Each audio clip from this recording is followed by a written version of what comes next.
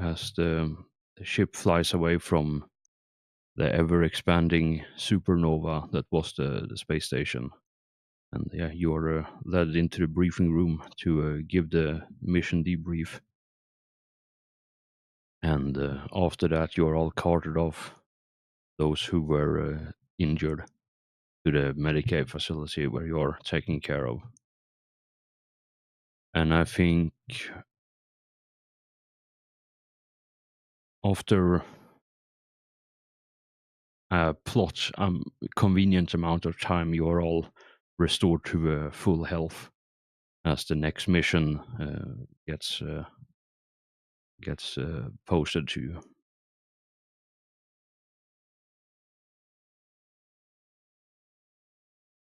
All right. So during this time, as you're on the ship, so first of all, Nash, all of you are currently on board the Inquisitorial Sword Class frigate Ethereal Spectre, traveling through space and time towards a currently unknown destination. The Inquisitor have not mentioned anything to any of you in the kill team, and the higher ups in Deathwatch have not deigned to share any information they may or may not have.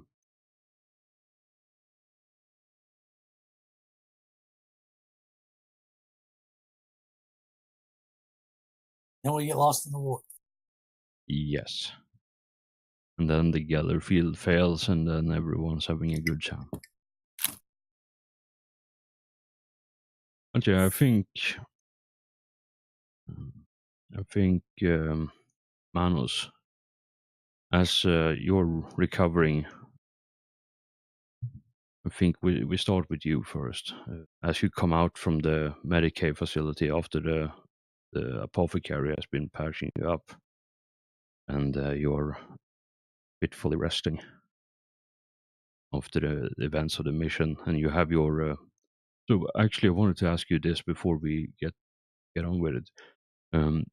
Do you want to keep the Broodlord's skull as a trophy for yourself, or do you want to give that away to the Deathwatch? What would exactly be done if I give it to the Deathwatch? Is it just...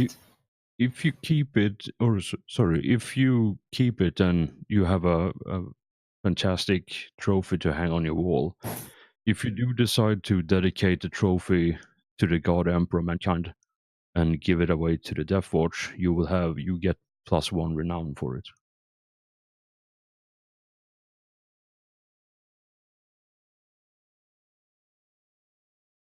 Just trying to find.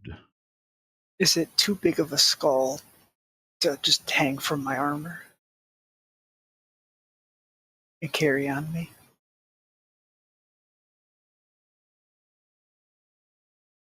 No, it wouldn't. Just the skull itself wouldn't be too much.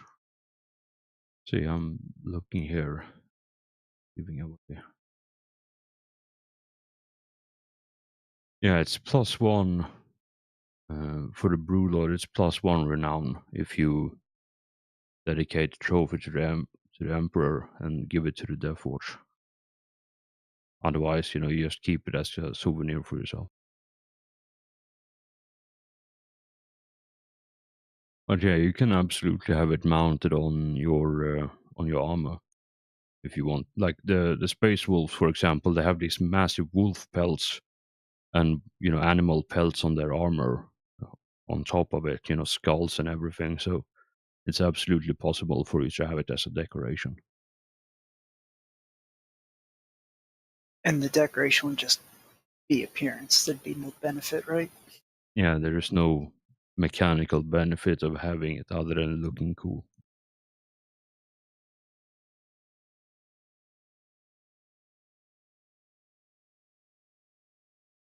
Did I get a trophy for that tentacle thing I killed? What tentacle thing? The thing that tried to grab me like 4 times? The lictor. The lictor. I don't know. Did you decide to take a trophy? I mean, I would have loved to take a trophy from it. I touched my butt many times. I mean, I very clearly specified I wanted to take a trophy when I took the head. Next time, next time. Yes. I'm really torn because it'd be cool to have it mounted on my armor, but having another renown would also be cool.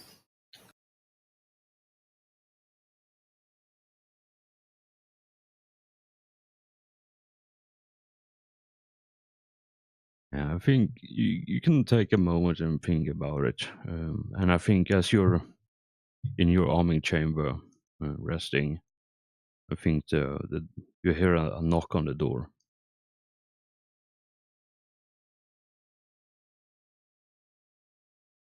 And Hostus steps into your arming chamber if you open up. I do. And he says, "Greetings, brother.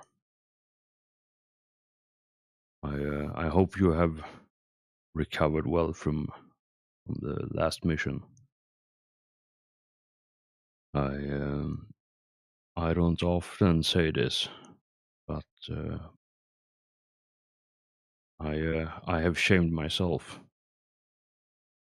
when I took the shot that I thought would bring down the Palsinos. I should have stayed my hand and not brought pain and suffering on you."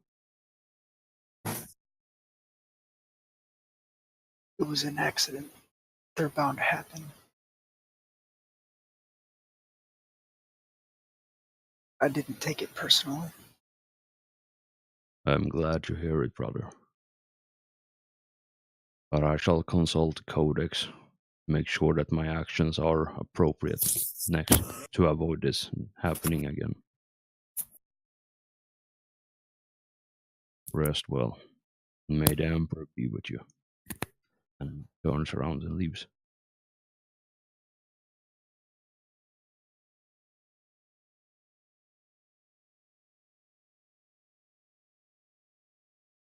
Alright, so is there anything that all of you would like to do during this brief downtime as some of you are healing up from the last ordeal before we jump into the next thing?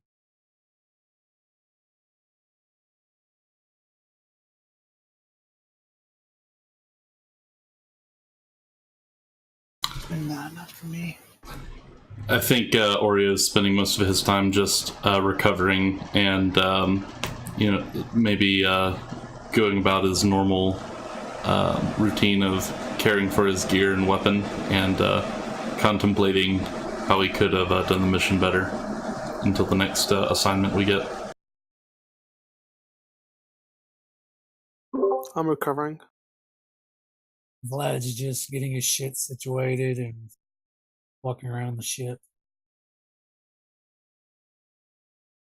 You know, if mounting on my armor would have given me like intimidation or something, I probably would have kept it, but I think I will give it to the Deathwatch. Alright. Yeah, so if you dedicate it to the Emperor, then take one renown. And obviously, as it's mounted in the hall of the Watch Fortress, then your name is going to be associated with that. So you're gonna, people would know that you kill it. Bullets. You be careful. I think you're hot micing Nash. Chaos. You ain't gonna have long.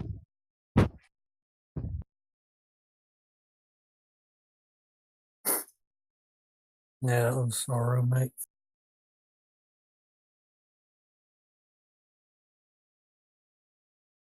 No worries. All right, so I think all of you are healed up to max again for this mission. It takes a couple of weeks of warp travel, and as always, traveling through the warp, you are assigned patrol duties to make sure that no mortal crew, goes full tilt and start killing each other. as the warp hallucination sets in.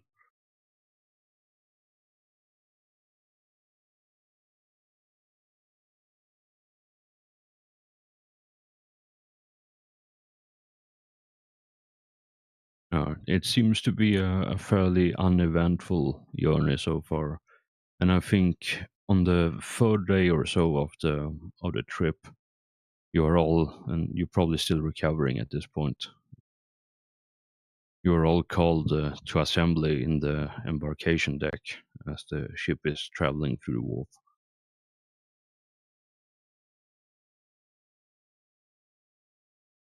And yeah, as all of you come in, enter the large embarkation deck, you see, as it was before, a couple of Aurus lighters, a couple of Halo barges, and at the far end of the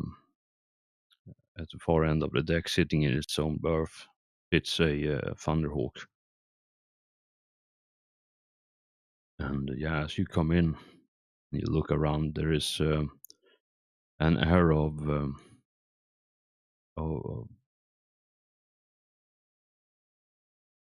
anticipation, I think would be the word. And you see the rest of the Space Marines assigned to this ship as well. All of them are gathered here, waiting for you. I think you're among the last to arrive.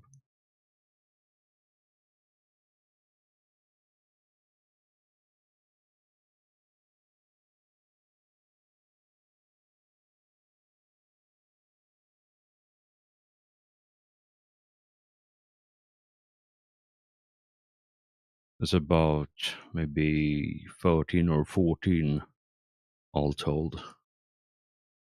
Space Marines standing here waiting, and yeah, they're all sitting or standing around the hololift projector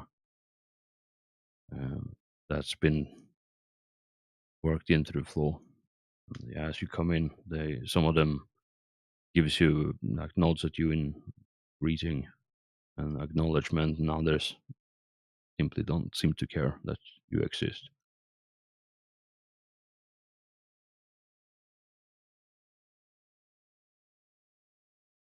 And yeah, the last one to enter is the brother captain, or yeah, the Captain Magni,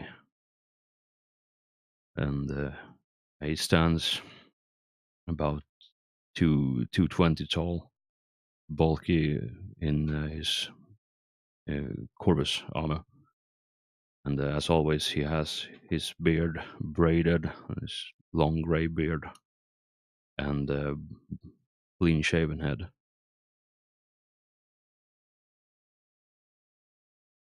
And yeah, as he steps up to the hololift, or to the center of where all of you standing, one of the tech marines fires up the hololift display, and it shows a planet surrounding, or that's rotating gently in the hololift, and it says, "This is the world of Acheron Prime. This world is slated for exterminators, as the Tyrannid High Fleet has all but overrun the place. Our next mission is going to be a difficult one. We have assets on the planet that must be retrieved before the planet is destroyed. I have assigned each of the kill teams under my direct command your specific orders, and I need you to carry them out without hesitation, without mercy. The Tyrannids on the planet will be outnumbering us 100 to 1 at least, and the Imperial Guard regiment are not something we can count on to help us for this. You will all drop down to the planet with drop pods. You will secure the perimeter, and then the Thunderhawk will come down and the retrieval will start. And once we're done retrieving all the artifacts within the Watch outpost, you will fall back to the Thunderhawk and we will take off again. And once we're clear, the plant will be destroyed. Should be fairly simple if we can get ahead of the Tyranid horde. If not, well, then we all see each other at the foot of the Golden Throne.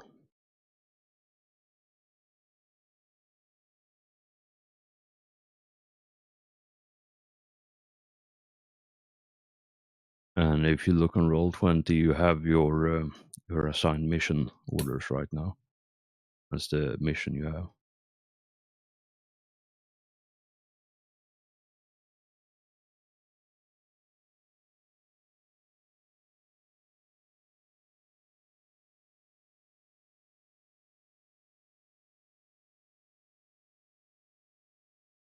And the watch captain looks around and says, if anyone has any question, now would be the time. Otherwise, we'll be there roughly in 2 weeks' time. The navigators are to be true. Make your preparations, and we do the final check before we drop to the surface.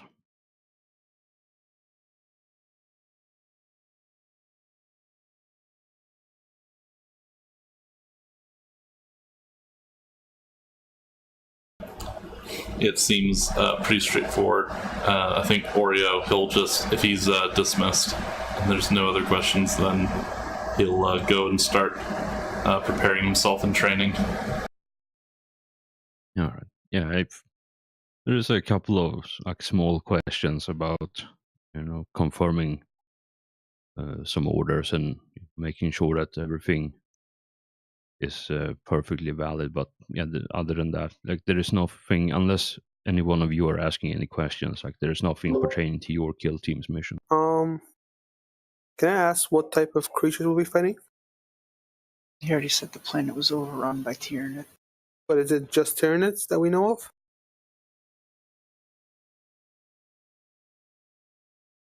The latest intelligence, as far as they know, is Tyranids. Okay. Is there any way I can research what the Tyranids, how strong they are and what they're weak against? It's like a preemptive, let me look at their stats kind of thing outside of the game, obviously. I mean, there are so many different Tyranid life forms that it might be difficult, but yeah. And that's why I said, do we know what type they are? No. Okay. I mean, you can make certain assumptions, but from where you are right now, it's impossible to tell because you don't have In that case, that kind of information. Can I research a bunch of different Tyranids so when we get into the planet, I might be able to use that knowledge to maybe figure out what they're strong and weak against? Sure. Yeah, that's what I want to do for my 2 weeks. Lord Xenos. Forbidden Lord Xenos? Give me one more. Yep.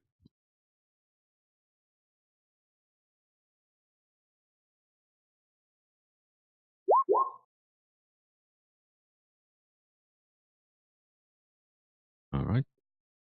So, as you spend the time pouring over all the information, you know that this far along in an infestation where the actual Hive fleet has arrived to the planet, you're going to be facing a lot of warrior creatures and a lot of very strong creatures. The usual stuff at the very start is gene stealers and lictors, which are the infiltration units. You'll be now, because of the invasion has been so far along, now you're going to be facing the full might of the Tyranid Hive fleet rather than just the infiltration units. All right. One other question is, would I be able to tell how much, an average Tyranid, how much health it has or how much, thing it has? Tell you what, you can ask me about When we fight 3 it? of the creatures. You can ask me 3 of the creatures. All right. So is that okay? Do I have to do it right now or can I do it when I'm fighting them? Yeah, You can do it either now or when you're fighting them. Let's do when I I'm can fighting tell because I you don't know a lot of one them. thing. All right. Yeah, All there's right. gonna be Don't some information I can give. don't That's waste good. it on a regular gene stealer. No, I'm not. I know about how much Gene Stealer has. But I mean, if we're fighting something like a Lictor, I want to know exactly how much we have to do to take it down, you know? That's because I was thinking, I'm like, we have all this time. We might as well do some research because we always go in blind-handed or blind-eyed, whatever. And we always get fucked. I think maybe this is just obvious advice for just about everything we fight, but it'll probably be wisest to have a bunch of area of effect type weapons and then a couple of really heavy hitting weapons for when the big one shows up. Yep. Especially this is so far along, like Hellforge said, there's going to be a lot of big boys.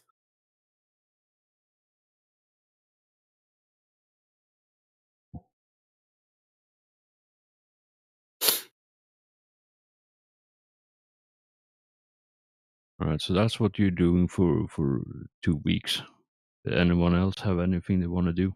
You are as you arrive to the place, you are at full health. So it's assumed that you rest and recuperate as well as doing the training and the usual stuff you do.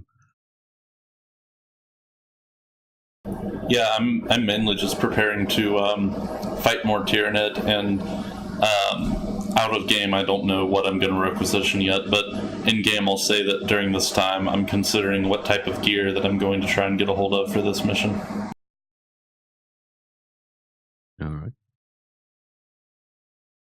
Yeah, so maybe you pour over some available documents about fighting the Tyrannids, see what kind of stuff is effective against them and all that. Mm-hmm. Just from the top of my head, there is some stuff that is better than others, obviously. Do we know what that is? Yes. Like a breaching I auger. just don't. I mean, breaching auger is good against anything. I'm definitely looking at some more explosives and ammo types. What would the God Emperor suggest we bring? Your faith in him. Yeah. The Emperor protects. That's all you need. Your faith is your shield. You say that. Well, if it Hey, isn't, then you ain't believing hard saying enough. the Emperor protects every campaign.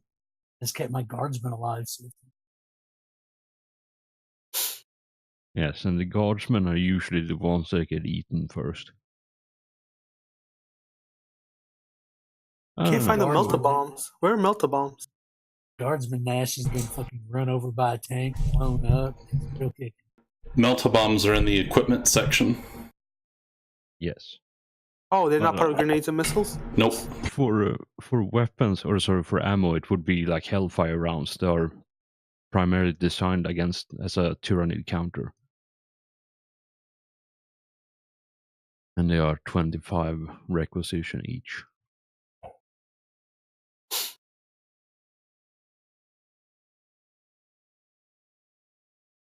Wouldn't that be even more for me because I have a heavy bolter?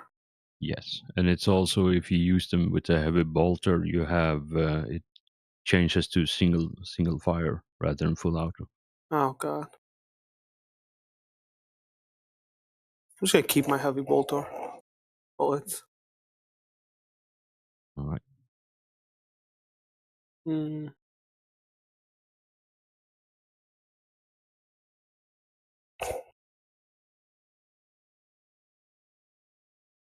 All right. So have a look at your at the equipment stuff and see if you have anything you want to bring. You have, what is it, 60 something requisition points to spend, and like I said before, you can pool it if someone isn't using all of theirs and someone else needs more. Well, I already know one thing I want to get. I don't like that I have to actually use a full action to switch to the heavy flamer, so I might just get a hand flamer as well to replace the heavy one, so that way I don't have to. Well, you don't have the heavy anymore, right? Because we lost all the requisition. Oh.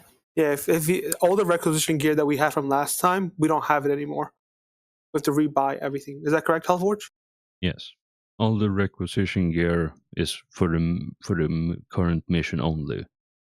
Unless you have signature war gear, then it stays with you forever. Okay, yeah, I might just get a hand flamer then.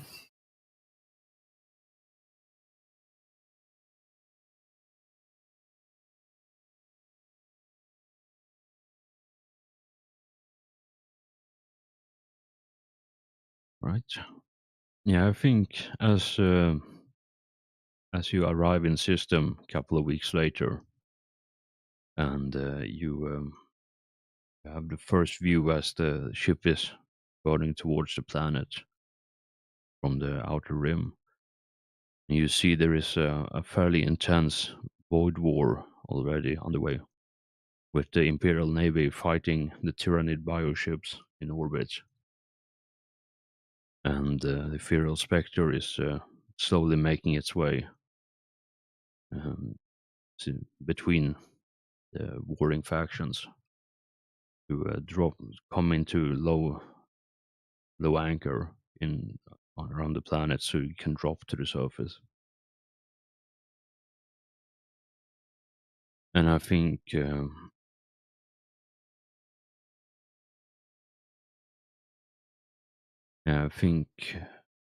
as you assemble or call to assembly again, and now would be the time to grab the gear and start figuring out who's going to lead, as you get a better tactical overview of the situation on the planet. And from the looks of it, the 8 regiments deployed to the planet of the Imperial Guards are on the last straw, pushed back to the last few fortifications they have before they are completely overrun.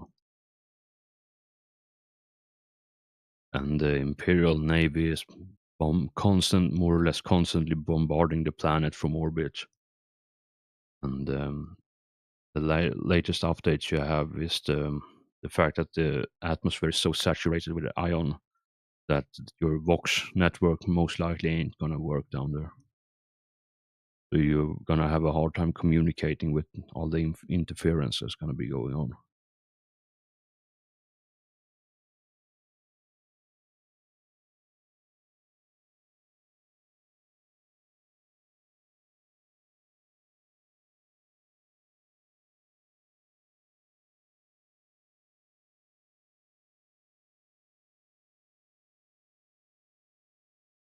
Right. Have a quick look at the whole mission thing then.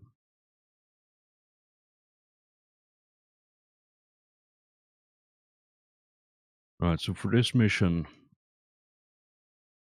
now that you've been briefed, who's gonna take up leader for this mission?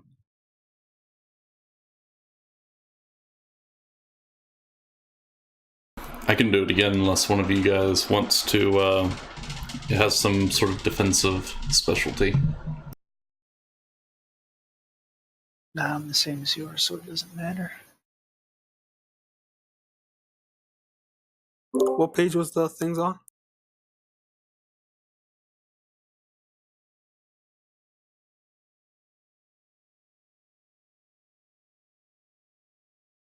Uh, 230, I think.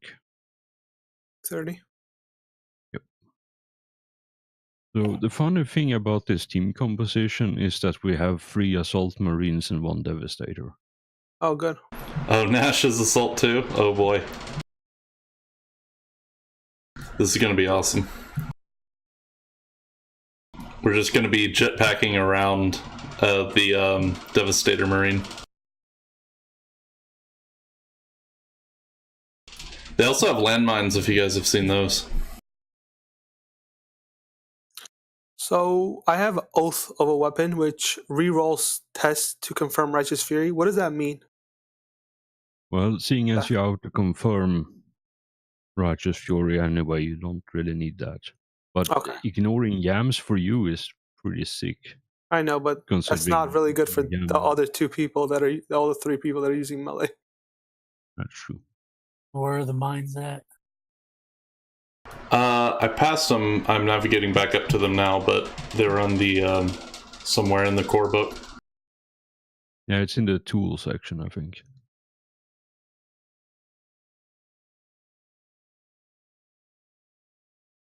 I've spent 45 requisition already to count what I want.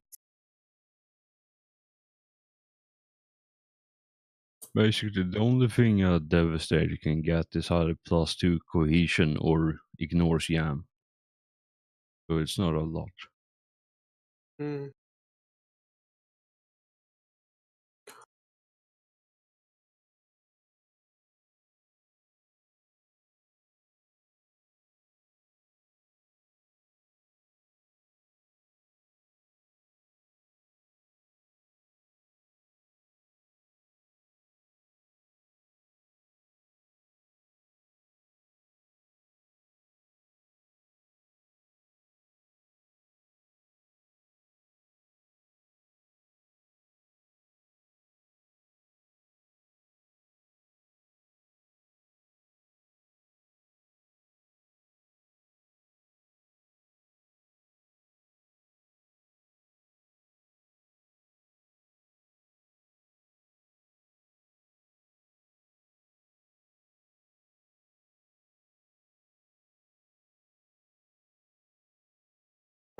So who's gonna be leading this then?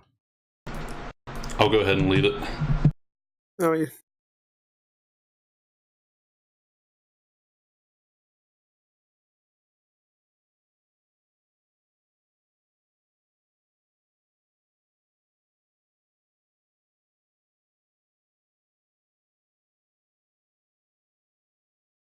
All right. And which oath do you want to take for this one? What pages were the oaths on? 230.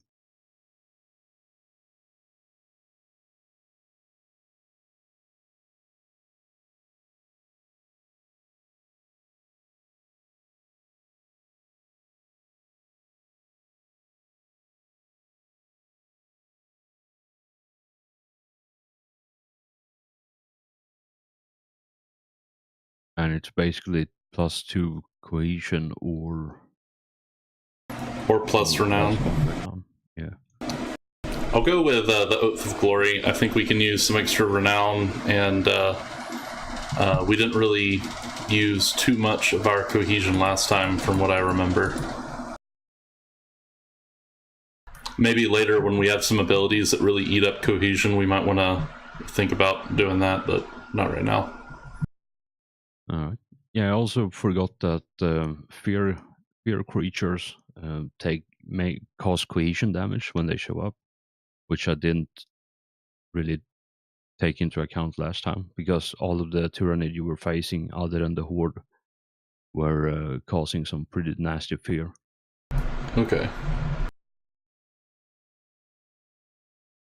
But you can always regain that either by completing objectives or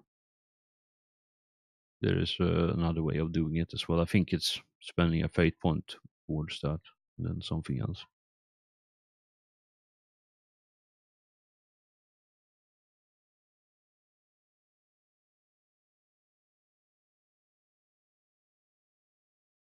All right. So yeah, as you stand before the chaplain and swear the oath of glory to wring vengeance upon the foes of the God Emperor, he gives you, he leads you in a prayer, and then he gives you the blessing. And after that, you are all led into the drop pod, where you are secured.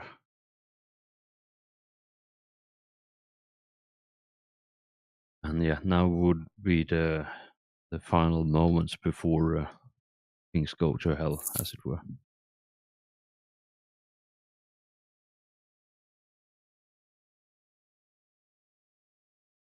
And yeah, you have, as you are strapped into the drop pod, you have your gear stowed next to you, whatever you decide to bring on the trip down.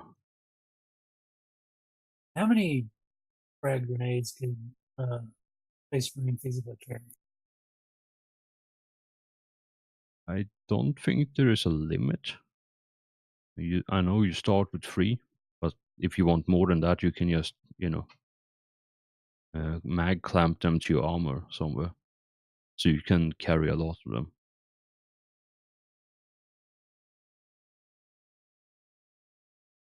So far, I'm requisitioning an extra chainsword, hand flamer, 2 incendiary grenades, 2 mine clusters, and then we'll spend the rest on extra frag grenades. And we made sure you have nothing costs renown. Yeah, it's everything's Excellent. cost renown.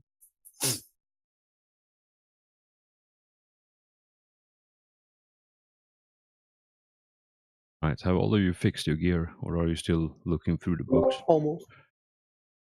Yeah, I'm almost there. I just need grenades.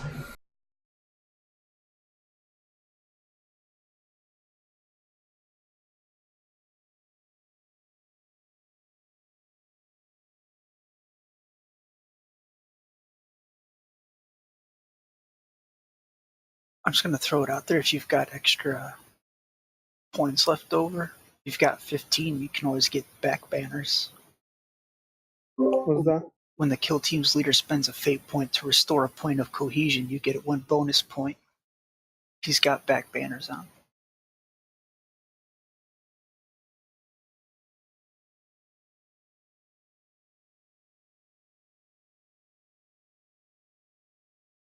Yeah, it's pretty interesting. Let me see how many I have. They take 15. And since I hardly spent anything, I can always just give you some of mine if you really want them.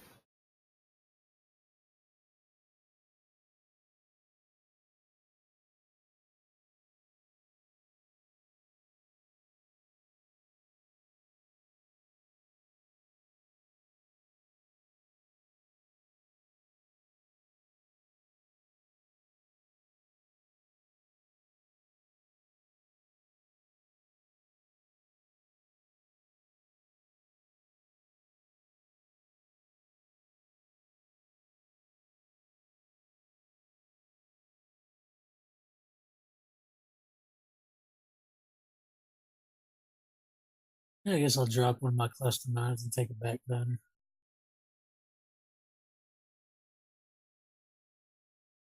But that's... Wait, are you the kill team leader? Oh, I thought that was for all of us.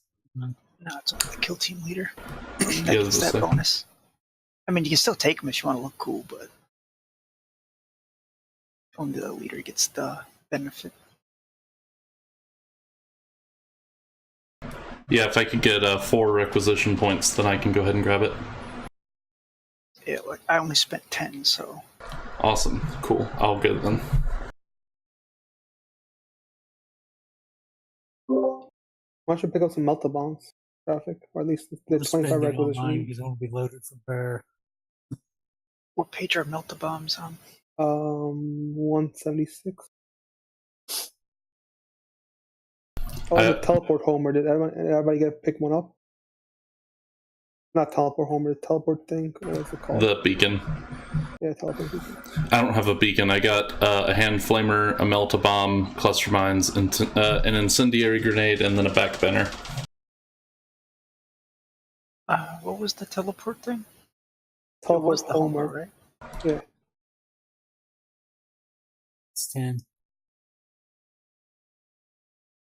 We don't all need one. That's just, I mean, 2 of us should be enough. And we had 66 points to spend, right? Mm-hmm. Nice. So with the hand flamers 10, I gave 4 to Oreo. And with my leftovers, I could get 2 melt bombs.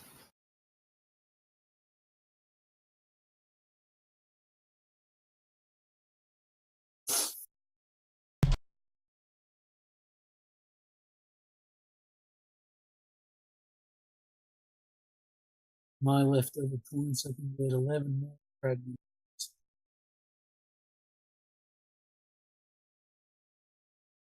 And it's a lot of frag grenades.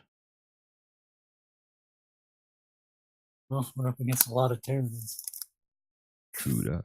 Remember, you can only throw one at a time, though. So it's going to be a lot of turns where you just toss grenades.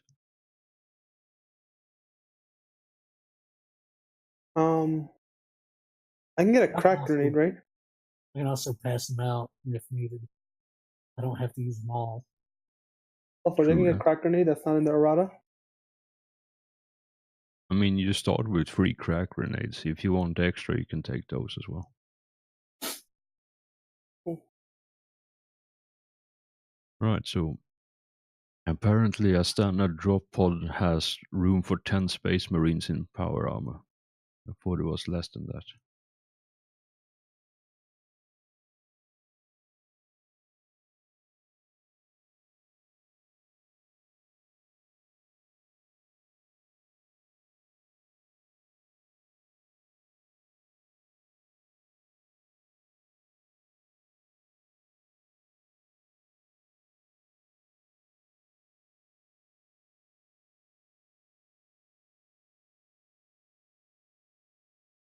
I'm ready. Yep, I think I'm good to go. Actually, let me get a drink. I'll be back in like 2 minutes. Alright. I need to set up the damage thing for my hand flame. Hand flamer was 2d10 plus 2.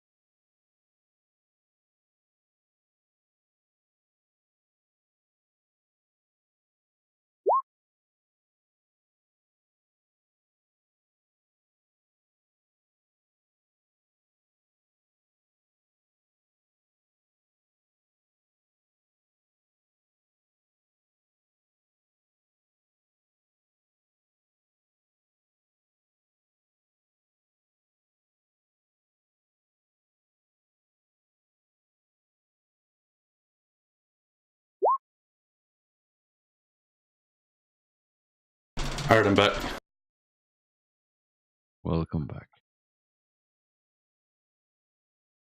I'm just looking up the last thing, and then we should be good to go. Have you all figured out your equipment yet?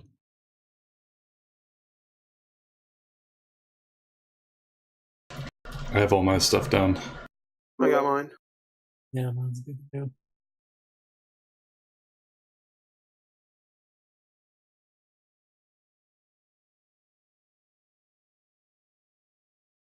All right. And of course, I've completely missed or been unable to find the goddamn page. But that's fine. I'll wing it until I find it.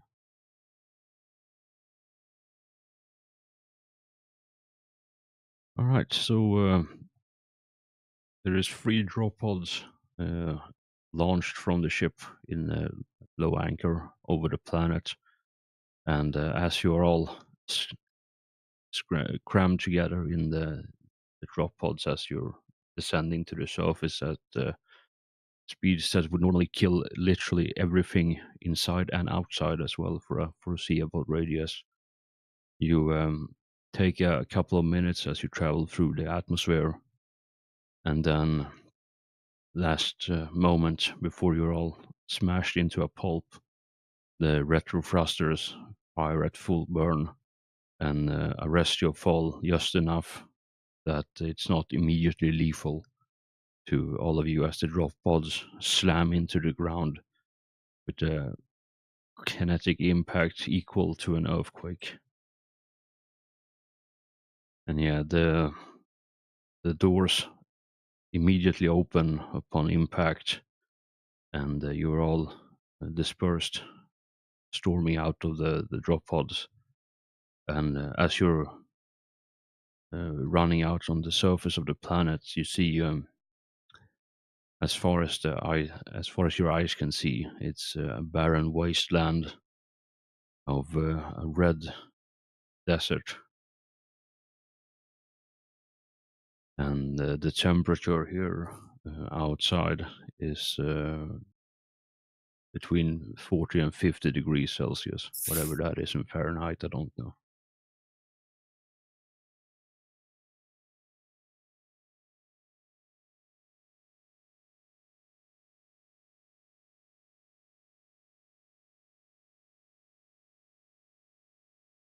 It would be the equivalent of 122 Fahrenheit for you Americans. Little toasty. Yeah, so it's an uncomfortable sight or uncomfortable temperature rather, but you know you're built for this stuff, so it's all good. Basically, Arizona. Pretty much, yeah. But yeah, you have landed next to a mountain range where the mountains start building. So on one side, you have the mountain range stretching out on as far as the eye can see on one side. Then the other three sides you have basically have like open desert wasteland. And as you look up into the sky, you see there is actually, can all of you roll me a perception check, please? Side based, so plus 20 if you have your helmets on.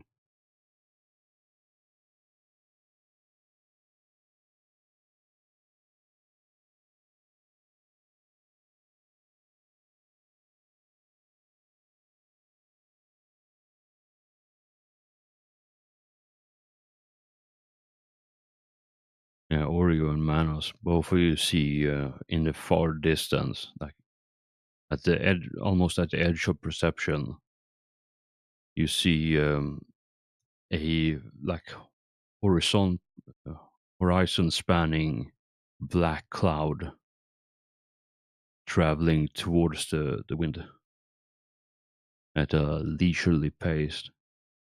And yeah, you know that these are like clouds like that would usually be like Tyrannid gargoyles, which are the basic flying unit.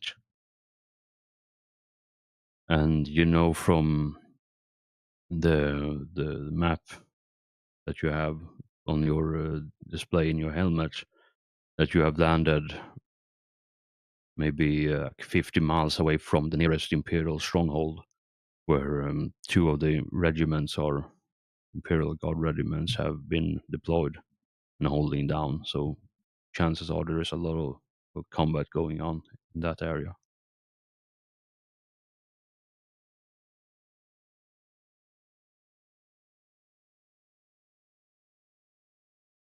And yeah, before and as you see look at the mountain, you see at the very base of it, probably like maybe 500 meters away from where you are, you see there is a large door with Aquila emblazed in gold on it, and it's the only man-made structure as far as you can see.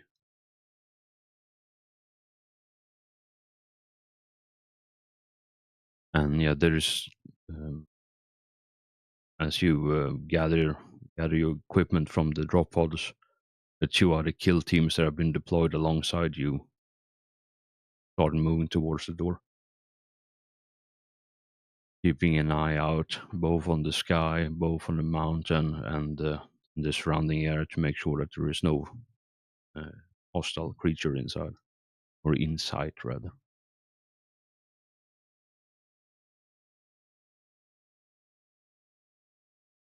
So yeah, what do you want to do now that you're on the planet? All right, so we landed in a drop pod, and we're to make our way to the landing area to defend the retrieval team. Is the main mission? Yes. Okay, so I'm probably going to lead ahead and scout. Not outside of everyone's line of view, but just a little bit ahead. As far as the terrain goes, is it flat or more hilly? In the maybe like the first 10 miles around you are flat, other than the mountain that is in front of you where the door is. And all of you know from the mission briefing that the watch outpost that you're gonna be defending are inside this mountain. Can I also conceal myself and help scout ahead?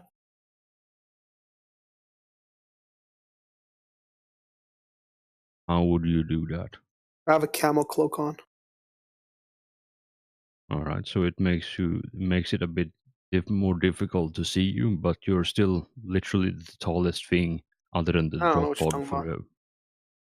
I'm a You sneaky can certainly devastator. try if you want, you can roll concealment, but No, I mean for right like when now, we get inside the mountain. yeah, sure. When you get in there. Yes. Yeah, so we'll try to keep up a nice and steady pace towards the mountain then. All right. Yeah, you see the other 2 kill teams are advancing alongside you on each flank, so you're probably in the middle. And yeah, as you all reach the door,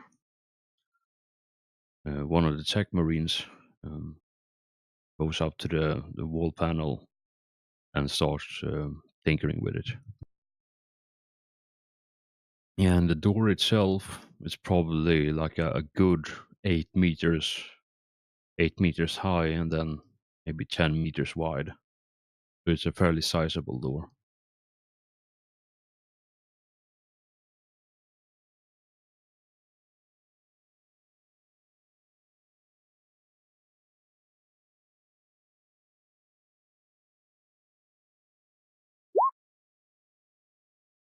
All right, so after maybe a minute or so of communion with the machine spirit within the door, you hear the low rumbling of as the door starting to rise up. And as the light shines in from the scorching hot desert outside, you see all of you see a long dark tunnel ahead of you, stretching out in the distance inside the mountain.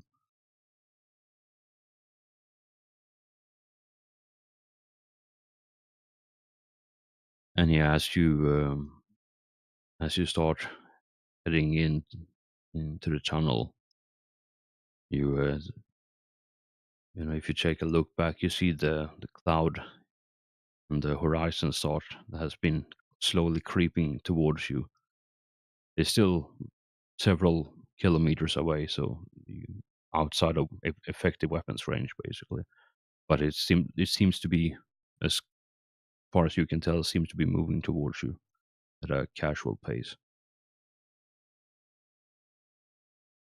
And yeah, as you enter the tunnel, the air of like stale unrecycled air hits you, but there doesn't seem to be any signs of toxins, and your suit doesn't detect anything. And yeah, the tunnel itself, with your enhanced sight, is roughly 100 meters 100 meters long, probably like a good 20 meters wide inside the door. And Before we go too far in, I'm going to take the time to plant my mines outside the door to the complex. All right, you want to start mining the approach. Yeah, and I'll give the position of the mines to the other kill teams so nobody steps on. I do have a siege aspect, which lets me see through objects up to 20 meters. And I put that on and just, be aware of any hidden passage or anything we pass by. Or let me just have a quick look at that. It's in the other book. What book is that? Rites of Battle. Page 146. Siege aspects, you say? Mm-hmm.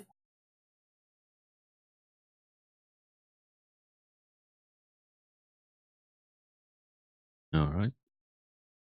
Yeah, you could certainly do that. And it doesn't seem to be a tech user or anything to use it. Nope. Yeah, you flip it on and you get a good read as you're walking along the path. And yeah, as far as you can tell, it doesn't seem to be any hidden passageway in the permacrete. All right. And yeah, you take the hot minute or two to mind the approach as well. You see, as you start stepping into the tunnel with the rest of them, one of the kill team is walking behind you, and they're placing some mines as well behind all of you. And I think, yeah, as you're in the tunnel, like I said, it's about 100 meters long ahead of you, and then 20 meters wide inside the door as the cave expands. Can I conceal now? Sure. So roll the conceal. And the ceiling is about 40 meters or so high up in there, or high up. And you like the standard imperial architecture, vaulted ceilings and arches along every 10 meters or so, fairly thick arches both sides. And I think, can we appreciate the first 100 roll?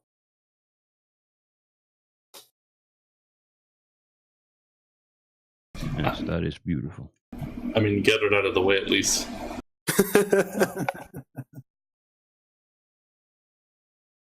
You are in fact so concealed that all four chaos guards can see you simultaneously, and they're laughing at you from the warp. Yeah. I was about to use a fate point for that, but I'm gonna let it stay.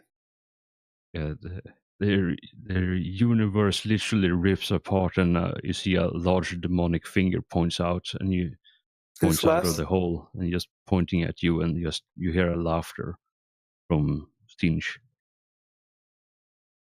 Sounds about right. Yes. But yeah, as you're walking along the tunnel, you have one of the kill teams behind you who's placing some mines as well.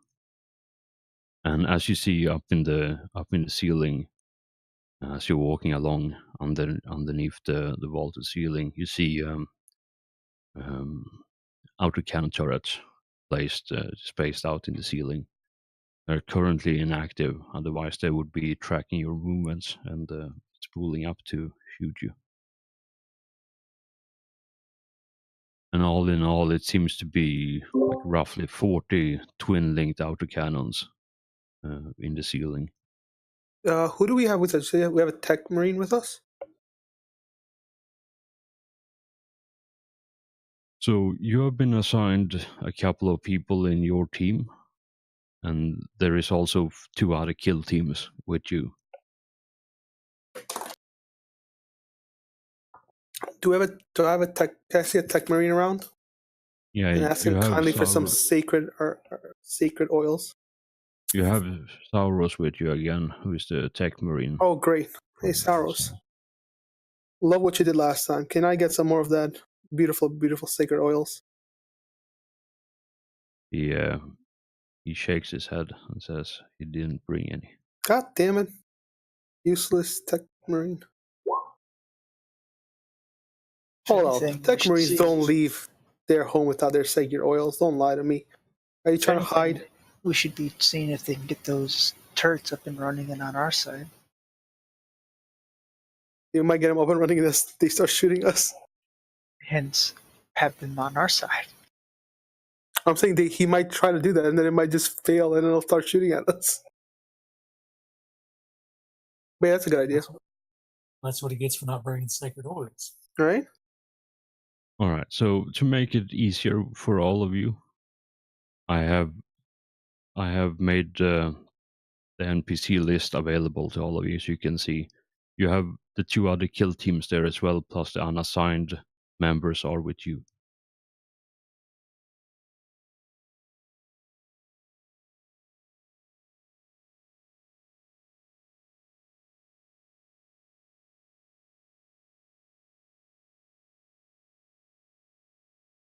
So those are all the people currently there. The leadership are hanging back on the ship for now.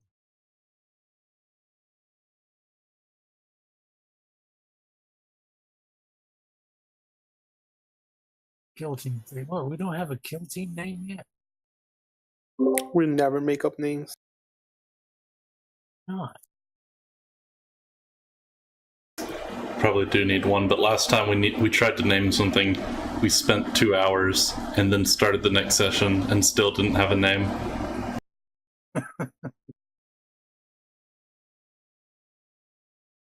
Well, we'll probably have one by the end of this mission. Yeah, at this point I've given up trying to figure out a name for all of you, so I'm just gonna go with the number for now. But yeah, those are all the people there with you, and they all have their own mission. So for now, at least, you're walking together, and then at some point they're gonna split off and do their thing.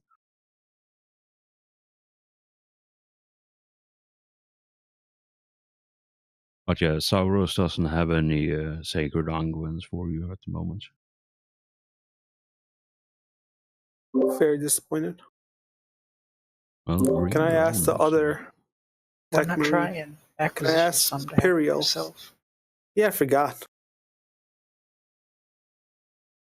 I was hoping that one of the tech marines would have some.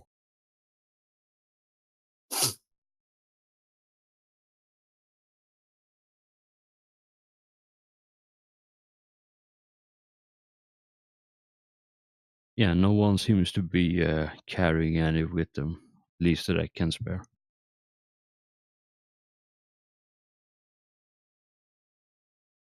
Because they all spent the stuff on other things. But yeah, as you walk all the way to the end of the tunnel, and yeah, behind you, one of the other kill teams have been placing mines along the way. And yeah, they come to another door as the cave, as the tunnel thins or comes to a choke point again, and there is another door. And yeah, same again. It's currently closed, but after a couple of minutes, one of the tech marines managed to get it open, and yeah, all of you walk through, or most of you walk through. One of the kill team stay behind to guard the gate. And yeah, inside there is this massive cavern that you see, and it's probably several hundred meters space inside. And about 100 meters away from the door, you see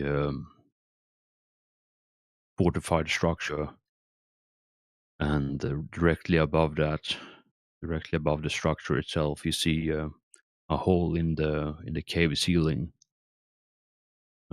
reinforced with permacrete. That seems to be going after. There's a fairly large hole, maybe like 50 meters across in diameter. That's going up. And the ceiling in here is probably like a good, at the highest point, it's probably like a good 200 meters up. So it's a fairly steep fall.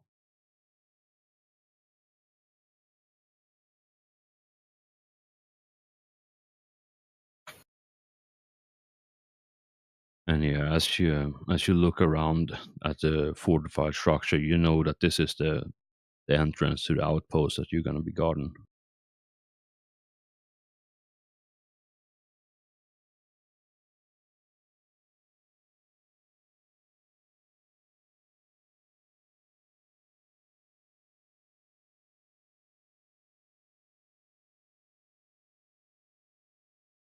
And yeah, as the other kill team keeps walking towards the fortified building, they keep a tight formation and seems to be looking around at everything and everything where enemies could be moving.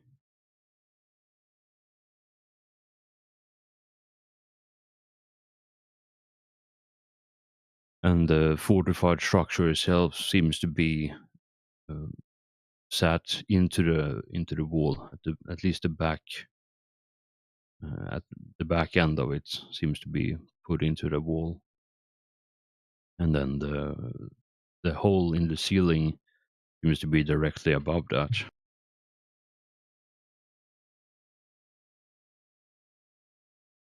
All right, so do we have an idea of how many ways into this area there are that we'll be defending?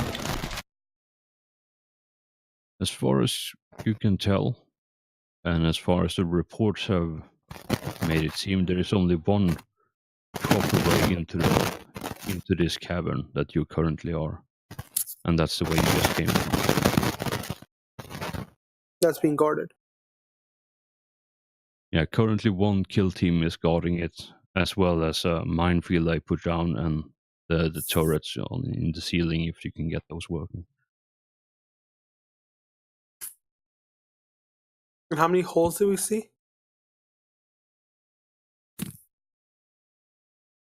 How many what?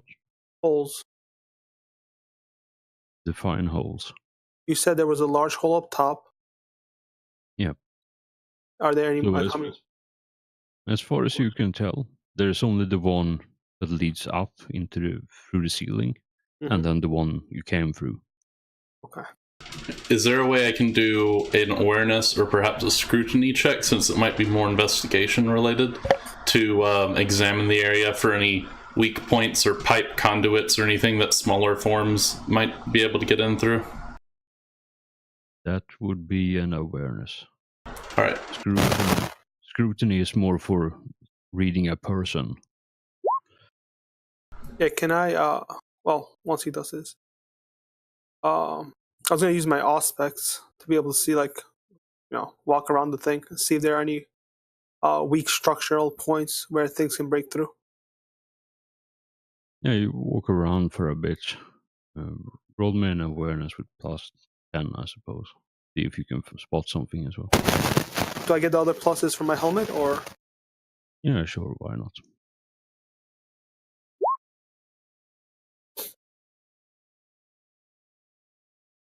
Yeah, there is a couple of cracks in the bedrock where something small could be slipping through if they're if they decide that it's worth it, but they would basically be going in single file at that point. So it would be fairly easy to just take a pot shot at them as they're coming through. Well, I'll just let everyone know if people have extra, mines or something, put them around there. If not, we can just let it be.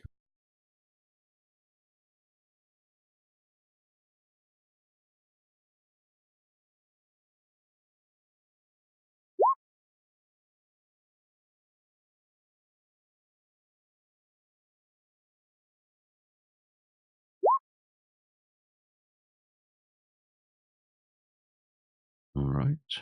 That seems to be an absolutely terrible roll, but I'll take it.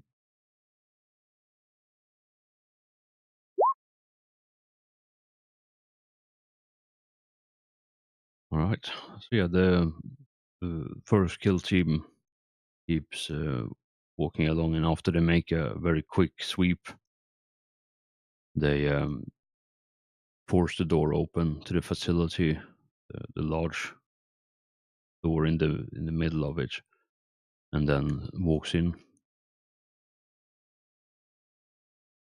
And I probably should show you the map, shouldn't I?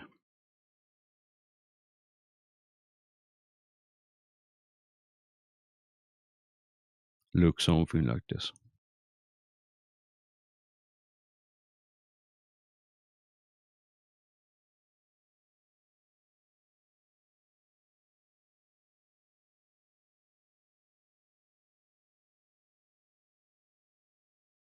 So if you want, you can position yourselves where you want to take up at the defensive position.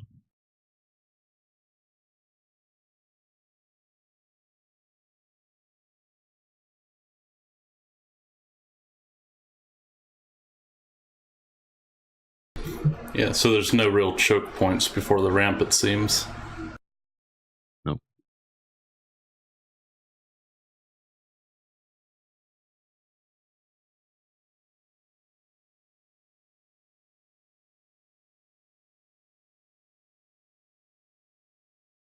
And yeah, as you walk up to it, the walls themselves, the wall at the bottom left is roughly like 2 meters tall. Sorry, 2 meters tall, where the place to stand is. So you have to climb up there, and then you stand. And then on the each side of the main building is probably like 3.5 to 4 meters where the battlement is. So you have a higher vantage point over there. Alright, I think what I'm going to do, wherever Castiel decides to set up, I'm going to put cluster mines down, so maybe put them like around here-ish, since it'll be a 2x2 meter area. Alright. Might just want to put an icon or something, or maybe draw something there. Are these 4 blocking my view, or are they just an open platform down there? That's an open platform. Okay, so I can see this whole like area. No, so from where you are standing, you can see down the ramps, but the block straight to the south of where you are right now, beneath you, that bit is 2 meters high up in the air, so you would have to climb up there. So up here? Yeah, that's 2 meters up. Yeah, I'll stay up here then. That way I have line of sight on everyone. Can I check for structural integrity around this thing, like up above me? So nothing can pop out any like pipes or anything that are big enough for turrets? Above you, it's at least like that's. So the hole in the ceiling is directly above the platform where the Aquila is. Like that's the landing pad for. Okay, so right here. For the transport ships. Yeah, right here. All right. The next question is, can I try and conceal myself again? Like that bit there, that's the landing pad, basically, and the hole in the ceiling is above that. All right, in that case, I'll just set up here and go into Overwatch, just watching that area. And can I try and conceal myself again? Or has not enough time passed? Sure, why All right. not? Come on, RNG. All right. Well, that's not that great, but I'll take it. Well, you don't exactly have a choice in the matter, so good on you. Alright, can I roll concealment for my mines? That's how they work in the book. Yeah, sure. Like if you wanna like punch the dirt for a bit and dig them down there, you can hide them. Oof, they're just laying on top of the dirt. Don't worry, Tyranids is stupid. Yeah, maybe some of the more dog-like ones will run over it. Hopefully. Probably a good thing that they're that they aren't hidden, because when the other kill team gonna fall back, they're gonna be running over that place. I mean, if we're lucky, the Tyranids will think they're rocks and not think anything of it. If you guys want to take this opportunity to put down your cluster mines, you can. I already did. All right, cool. I didn't get cluster mines, or is that just the default thing? Nah, you'd have to requisition it. Yeah, I got the hand There were flamer and 2 5 melter apiece. bombs. Those Oh, will the no melted doubt bombs come in won't handy. don't work.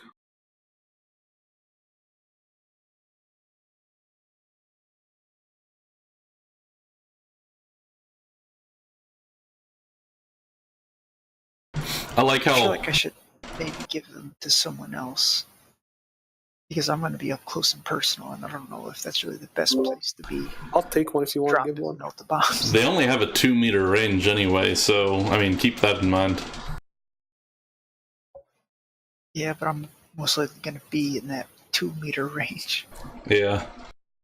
You want to give me one? I can throw one in there.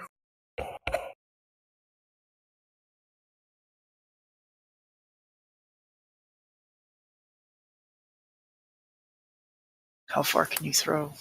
I think it's ballistics test, right? Strength. Strength. Well, strength bonus is I can throw 8 times. What's the? Is it strength bonus times 3? Yeah, that's what What I are have you written trying- down. 8 times What are 3. you trying to throw? Melt the bombs. Yeah, strength times 3. So yeah, it would be 8 times 3. So yeah, I can throw it pretty far. I can throw it up to there, about Alright, 24 meters. I'm going to pass one of my melter bombs off to Cass. You can take one and just like drop it and then fucking run. All right, I have a melter bomb now. That's gonna be dangerous. You want any extra frag grenades? I brought 11. Oh, don't worry. I have a lot of frag grenades and crack grenades. I'm prepared this time. Those I have. Are you guys all melee? Yeah. Yeah, we're Okay. all melee. Oh, good. Melee and Devastator. I mean, this could turn out pretty well. Or it could turn out horribly. Only get one shot and I'm just right there, just scared for my life running. Who cares about squad synergy? All we need is meat shields and someone who does damage. Alright, so are you happy with this positioning then? I'm good here. So for now, I have our back covered. If you guys have the ramp covered, right?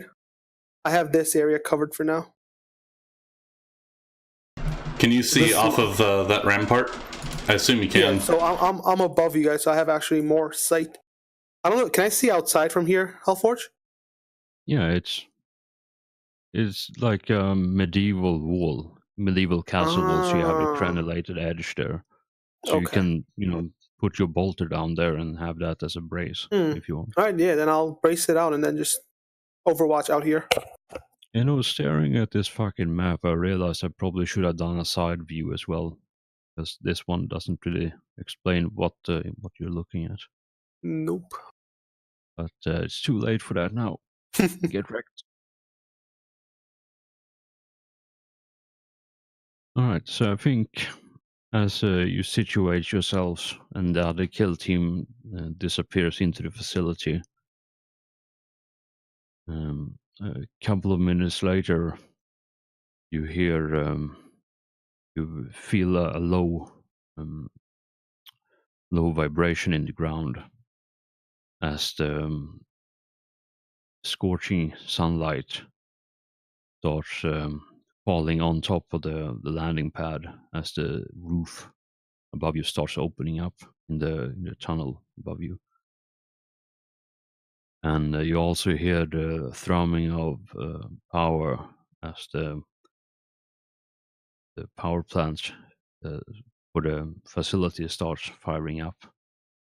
And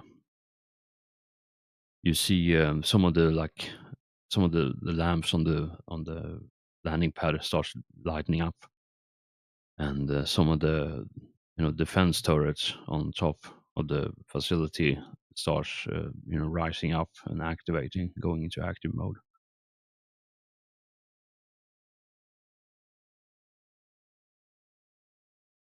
And yeah, I think all of you receive a a message on the general channel for all of you on the command channel, but it's so laced with static that it is damn near impossible to figure out what's going on with it. But yeah, after maybe 15 minutes of waiting or so, as you're all standing around the platform, you see a shadow fall on the platform, and you hear the almost deafening sound of engines as the Thunderhawk lowering itself through the tunnel on top of the landing pad.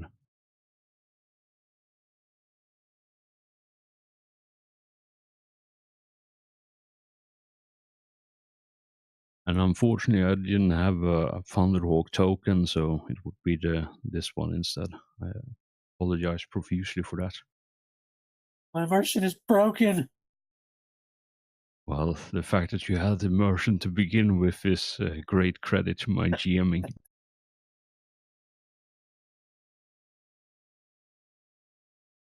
But yeah, the Thunderhawk sets down, and as the ramp lowers, you see a couple of other Space Marines wearing, some of them wearing Terminator armor, and others are wearing Artificer armor. And you see the brother captain and the chaplain, as well as a couple of others, step out. And they look around for a bit, make sure that perimeter is safe, look at where all of you are positioned, and then they start heading towards the large door that the first kill team went through.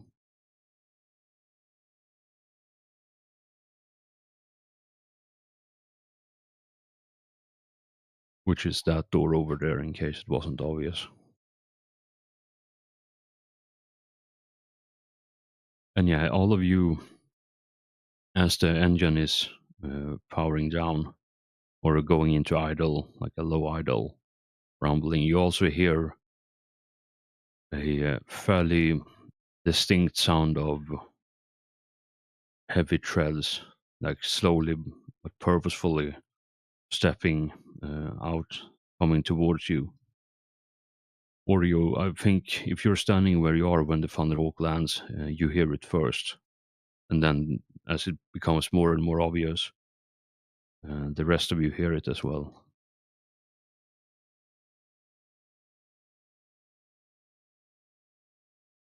Is it coming from above us or in front of us?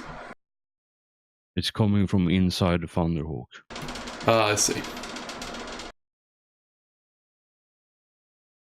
And out steps the Dreadnought, Galmec. And yeah, you see him purposefully stride out down the ramp. And he has the power power fist in one hand, or attached to one arm. And on the other one, he has an assault cannon. And you hear the distinct sound of the assault cannon spooling up as he does the final preparations, final check to make sure that everything's working. And he looks around, and the upper torso rotates for him to check in the scene where he's standing. And he walks down the ramp and stands at the bottom of it, guarding the approach.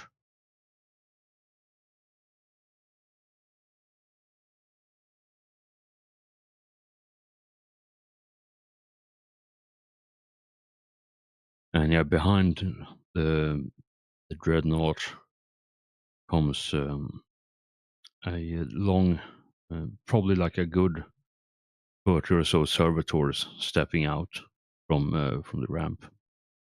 And they start heading towards the main building as well, followed by one of the tech marines that came out from the Thunderhawk behind them, just leading them into the facility.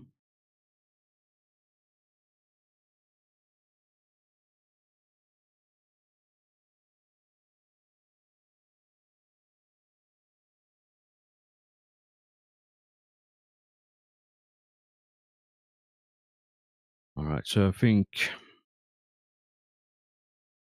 as the retrieval team heads into the facility to do what they're supposed to be doing, all of you are standing here guarding it together with the dreadnought.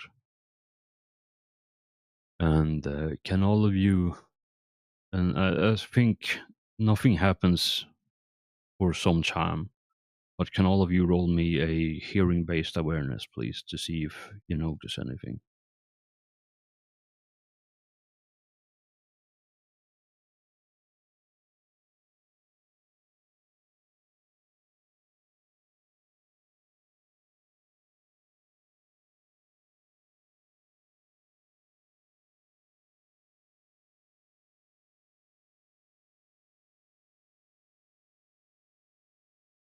Oh God. That's pretty good. It's better than usual. I'm sorry, what was So- that? Yes, exactly. So I think maybe 20 minutes or so after the retrieval team have entered the facility, Cass, you're the only one who hear this for some reason, but you hear the outside. You hear the from the tunnel. You hear the sound of the autocannons starting to fire, and it seems to be a fairly intense fire as well. Which direction? This way? Yeah, the way you came from. Alright, I'll let everybody know. Autocannon fire this way. Yeah, and first you hear the autocannon fire, and then you start hearing the sound of explosives as the mine detonates as well.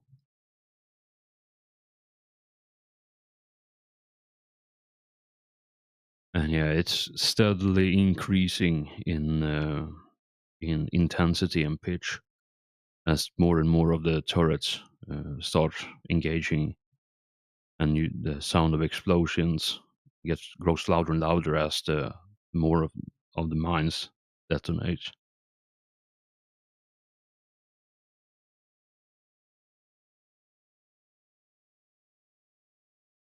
And yeah, I think as you call out to the rest of the kill team that there's something going on out there, I think all of you see from the far end of the tunnel, or from the cavern where the door is, how the other kill team is slowly backing inside the door, and one of them hits the door panel, so the massive doors closes, and they seem, as they turn towards you and start walking, or jogging your way, you can see even from this distance that they are fairly battered and bruised by a close encounter they've had so far. And it seems that the enemies have arrived at this place. So if you have any final preparations, now would be the time to make sure that you have done that.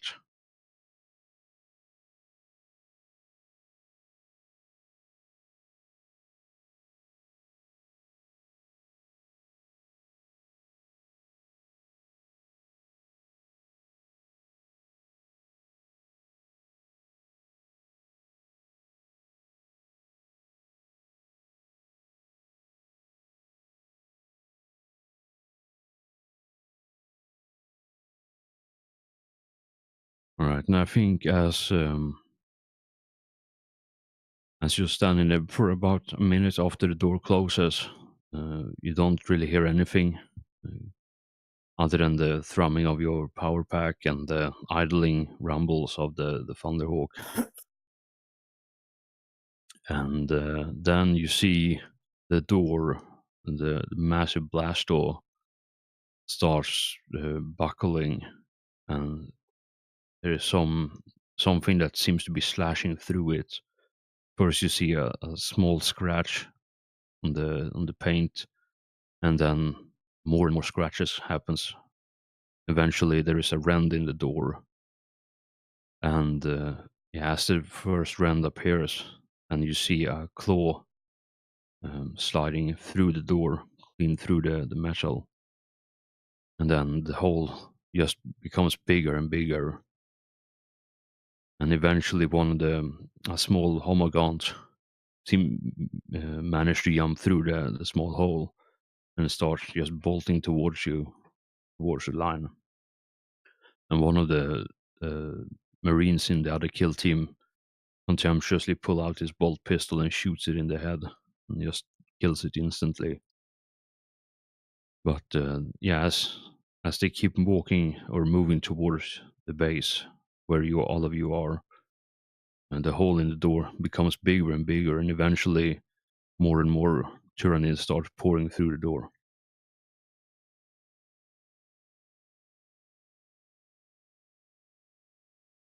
And yeah, I think it's time we roll initiative.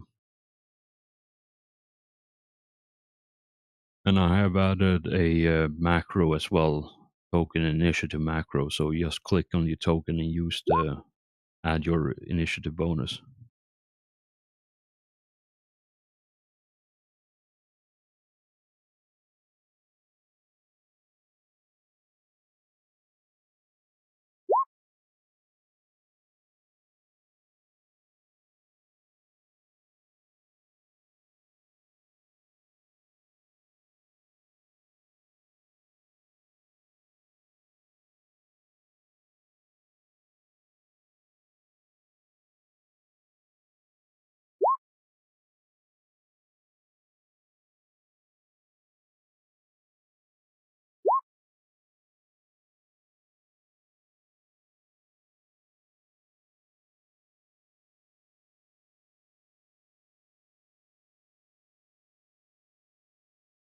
Where's the?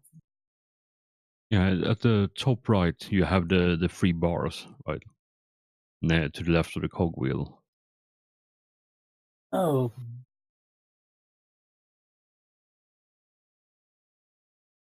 And you have the initiative token, or sorry, token initiative. Really can't wait to get lightning reflexes. Although to be fair, I guess I did roll a 10 last time. I mean, even if you had lightning reflexes, it would be what? Oh, it would be 8, right? 9. So I guess it would be a lot better.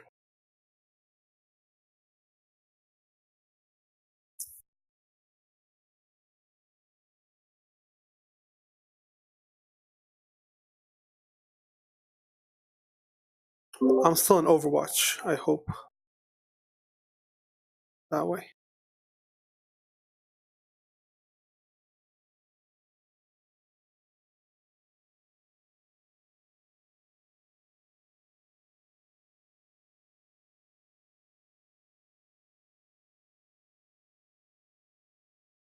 Well, Overwatch, actually, the moment you start shooting, the concealment's gonna be broken. So it's up to you if you want to stay hidden or not.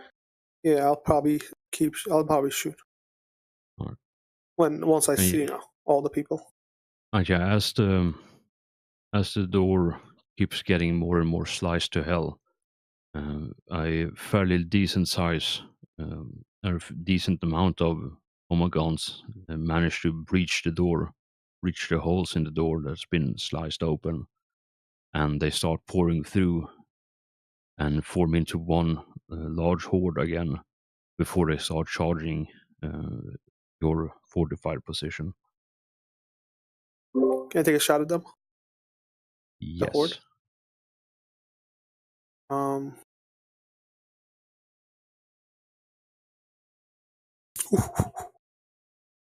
Oof. That's all my bullets hit. I don't have to roll damage for hordes, right? Or do you want me to roll? Nope. Like even if you roll a natural one, you still clear all armor and toughness. So Mhm. I also you apply damage. I also have So my skill, it, which gives me, what's it called again? Gives me extra blast damage for hordes. yeah. Give me Which one is that? Let me find it one moment. It is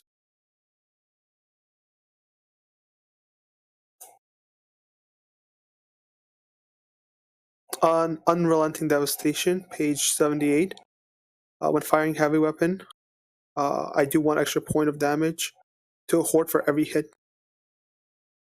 Using a Alright, weapon of so- blast. Yeah. Using a blast weapon? No. If I'm using a blast, I do 1d5. What's the page on this one again? 78. Okay, as you keep shooting, you see the horde just advancing towards the Space Marines that came through the door. And yeah, you lay into the horde and you start doing some serious damage to it, but it seems woefully ineffective as you're laying into it, and you see several smaller homogons just explode in a shower of ichor. That's 12 damage, right? Yeah, a Yep, lot of health. That they 12 don't... damage. Oh, God.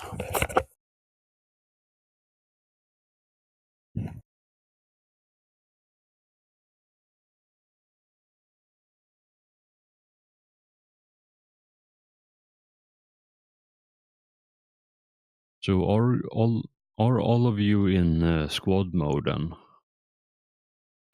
Yeah, we can enter squad mode to share reactions. I'm going to go to that page. Oh yeah, we didn't figure out the goddamn cohesion. This would have been the thing you would have reminded me about, or better yet, looked up yourself. I think it's something or other plus your fellowship. Let me have a look. Because I can never remember this because my other gaming group never bothered with the squad mode, so never bothered learning the rules for it.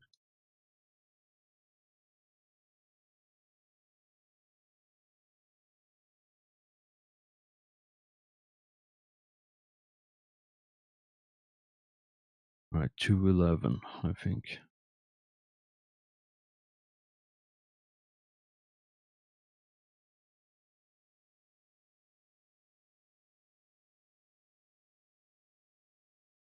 So what's your fellowship bonus?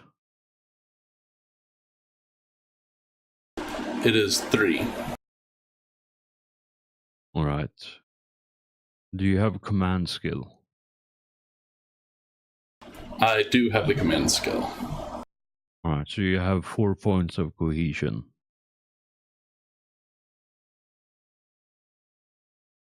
So it's fellowship bonus plus 1 for command skill. And then if you have that upgraded to plus 10, plus 20, you get extra points for that. So write that down on your character sheet that you have 4 points. Yep, I got that. Right, so which squad mode did you want to activate?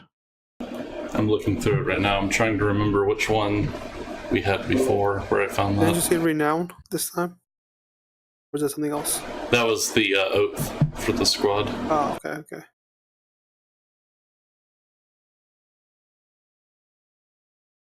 Oh, yeah, you're using Oath of Glory this time. Yeah. Damn it, we really should have figured this one out beforehand.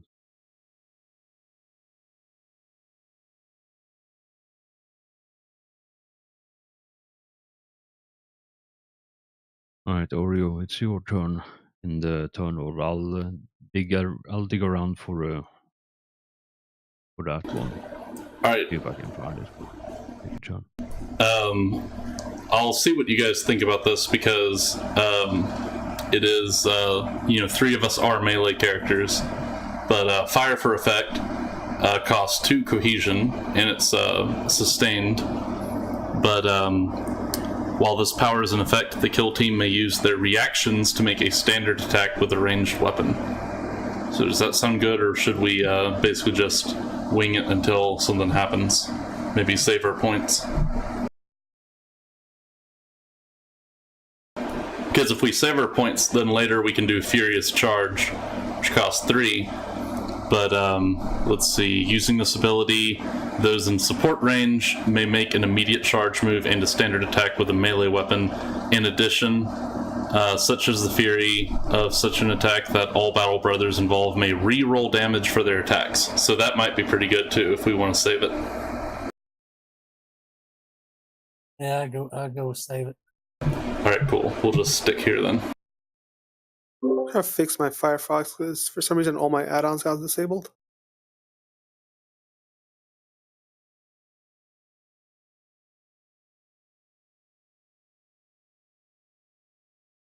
All right. So Oreo, what do you want to do? I am going to wait. Actually, let me see how far away this is.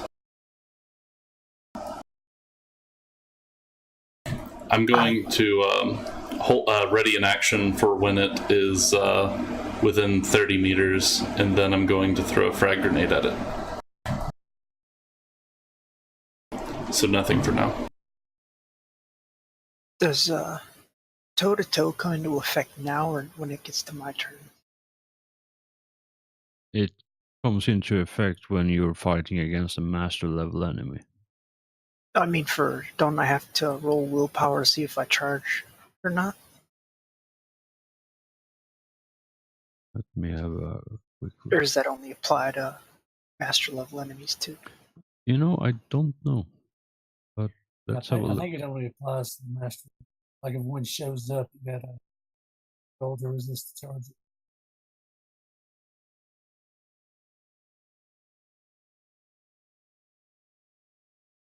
Actually, a natural toughness 2, that means that our strength bonus is basically 3 times what it is normally, right? It's strength. Both strength and toughness are double. So if you have like strength 4, it's 8. If you have toughness 4, it's 8. If that makes any sense. Okay. So if you have a natural something 2, it's twice. If you have a natural toughness 3, it's 3 times. So what it says for toe-to-toe, when squad mode, an enemy is within a number of meters equal to or less than your charge distance, you must make a willpower to resist moving to engage.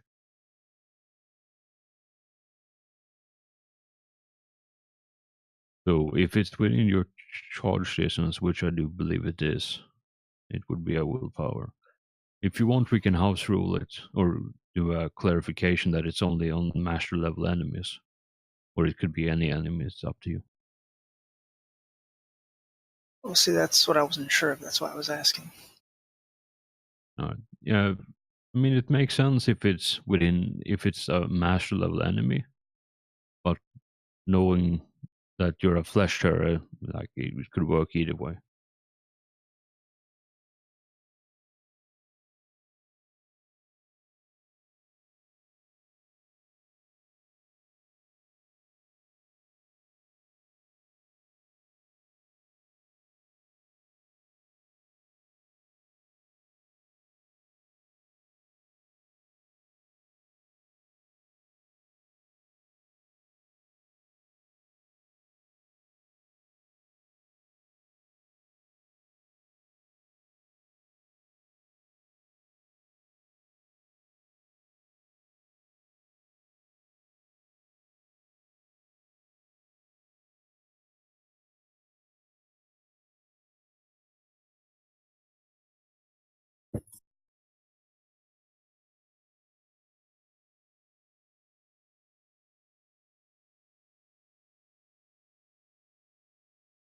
And yeah, as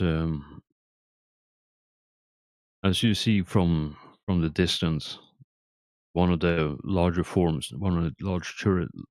tyrannid forms managed to claw its way through the door as well, and climb into the room, into the cabin you're in. And the door itself the hole in the door right now is wide enough that you can see a lot more life forms are pouring through the door. Like it can probably be like a decent sized horde now climbing through. Like you can stand at least 3 battle brothers, shoulder to shoulder, and walk through without any issue.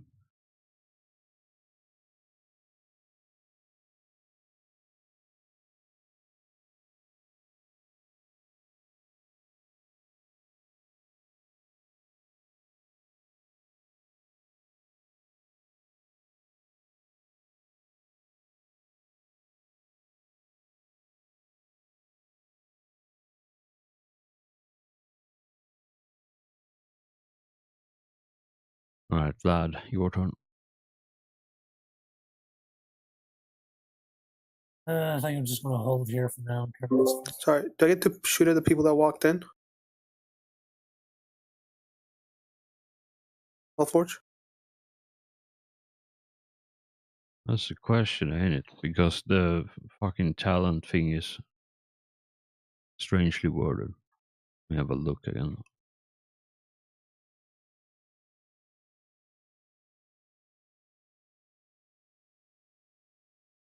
So I know in the past we've used, you can shoot anything that moves into the Yeah, range. in my what's it called?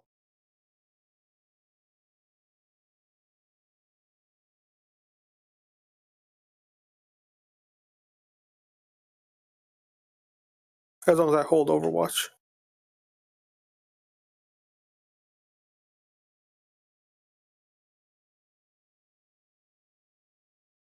It really doesn't say. It really doesn't say if it's a one-time thing or if it's a continuous thing. So for now, at least, let's roll with it that you can shoot anything that All right. goes into it. So I get 2 as more many times as you want. shots. Yeah, so two more. Oops, sorry, that was an accident. Yeah, I'm just going to hold here for now. All right, this is for the horde.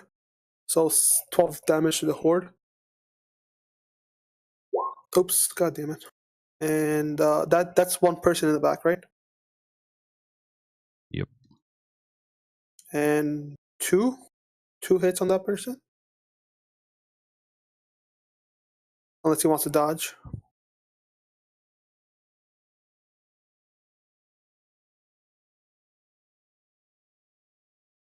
So that one in the back, it's plus 20, not 30. Oh, is this a one hit? Right. Yep. 16. 5 pen.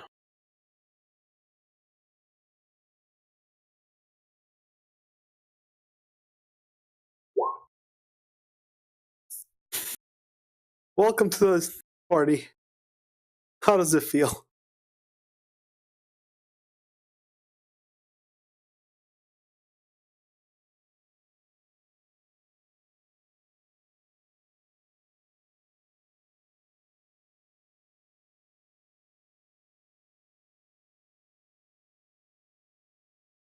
Can I see what's that in the back?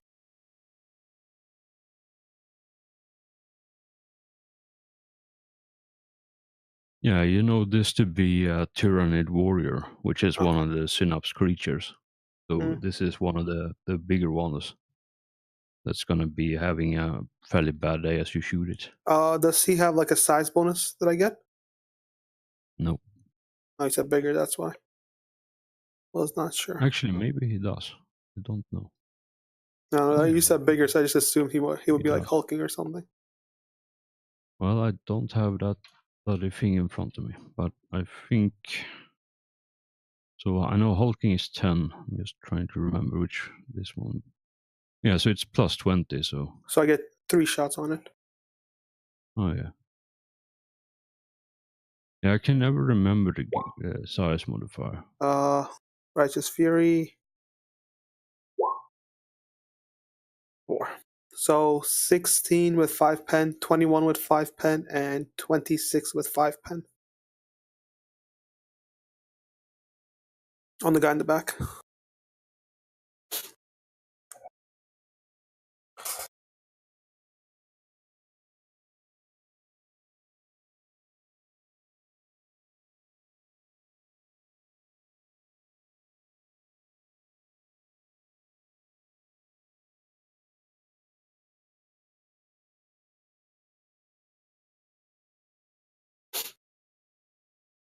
Alright, just doing some quick math.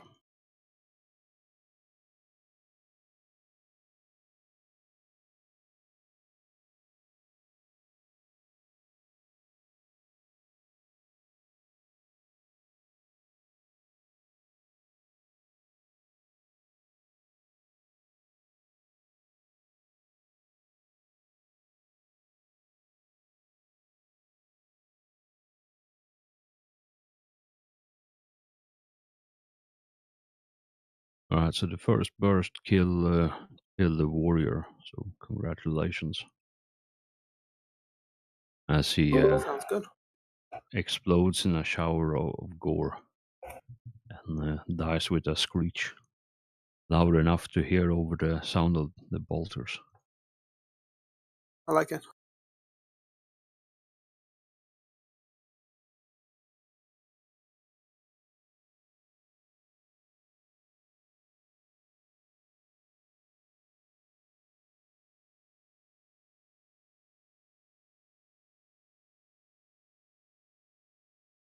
Alright, Space Marine's turn, because I cannot for the life of me be bothered to have all of these fuckers in their own initiative, so I'm just gonna go as a group.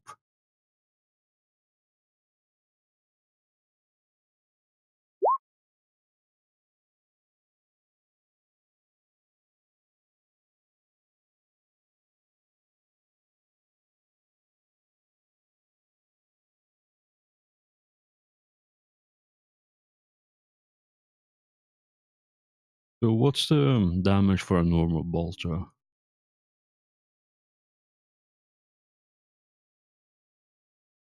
Is it like 2d? What is it? 2d? Does anybody have a regular bolter? Yeah, I was about to say, I don't think any of us are using a normal bolter. Oh yeah, I can check. Hold on. Regular bolter is a Star bolter, 2d10 plus 5 with 5 pen. I can shoot in single 2 and 4 first.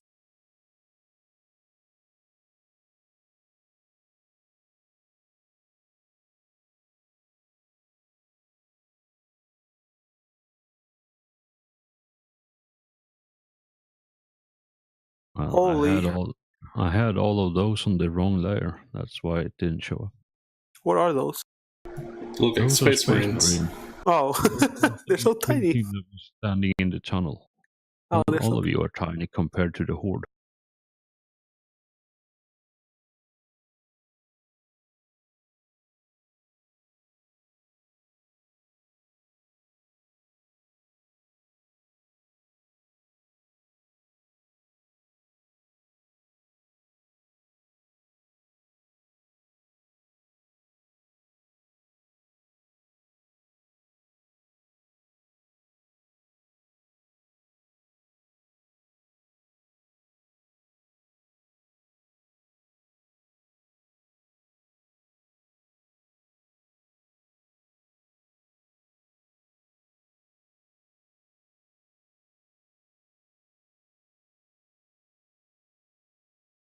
Alright, and then I have one more to do. Actually, I have a couple of more, and then it's someone else's turn, hopefully.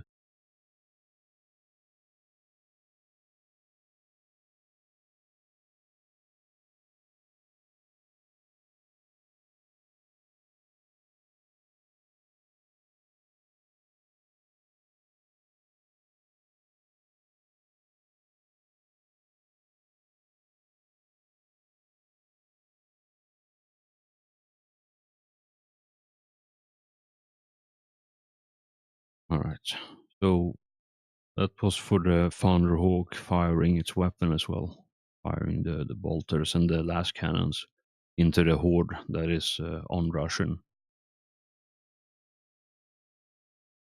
So the first one, as the first horde storming towards all of you, and the Space Marines and the Thunderhawk and the Dreadnought is laying into the first horde. You see, it's roughly half the size of what it was when it first came in, and yeah, the noise in here is as everyone is opening fire at full auto.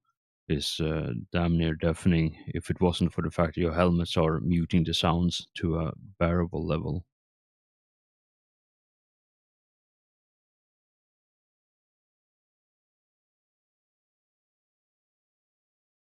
Alright, Cass, your I will turn. stay in Overwatch. Just watch that area for now. Anytime they Alright. move, or it's their turn, I'll take a shot. Alright, so your turn.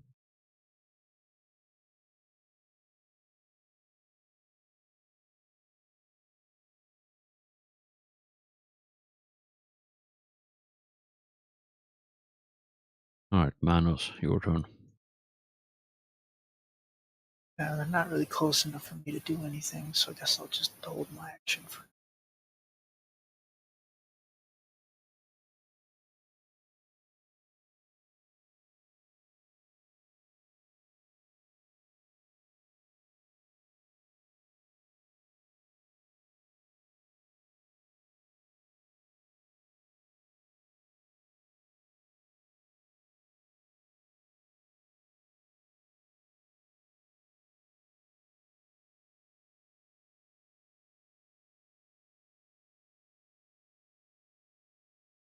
I just need to look up one thing real quick. So think about what you want to do while I look up this one thing.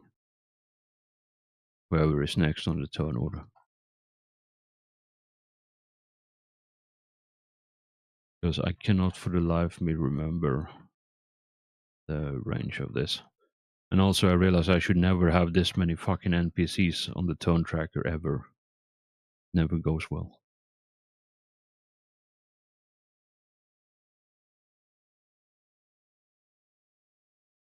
Alright, so that's that much.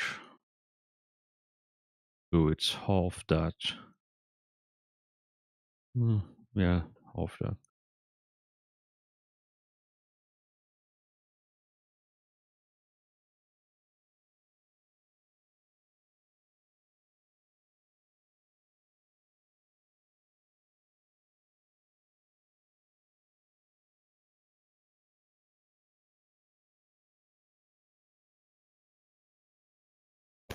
I'm back. Sorry about that.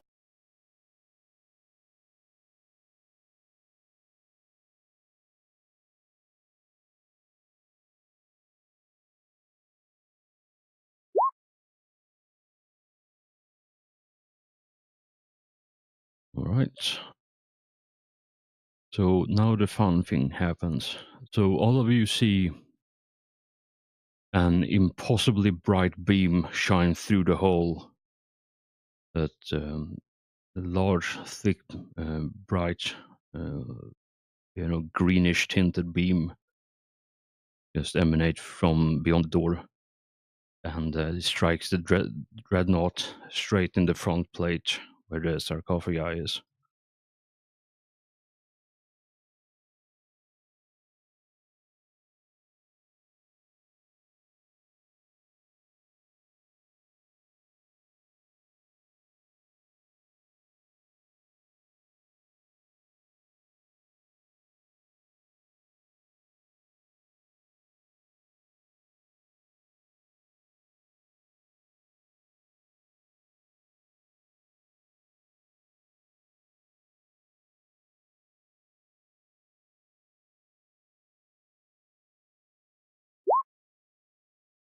Holy shit. With oh my goodness, that is a lot.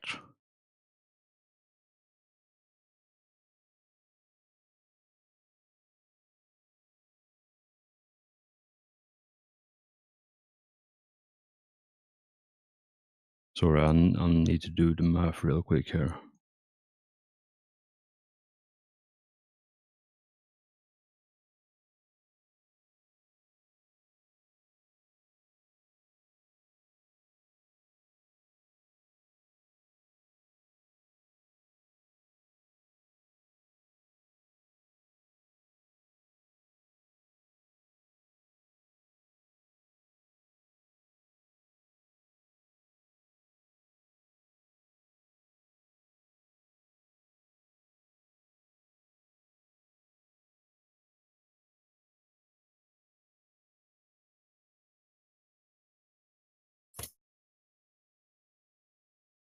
Well, all of you see this impossibly bright beam strike the dreadnought through the door, and you see, the dreadnought starts lurching, and it is heavily wounded at this point.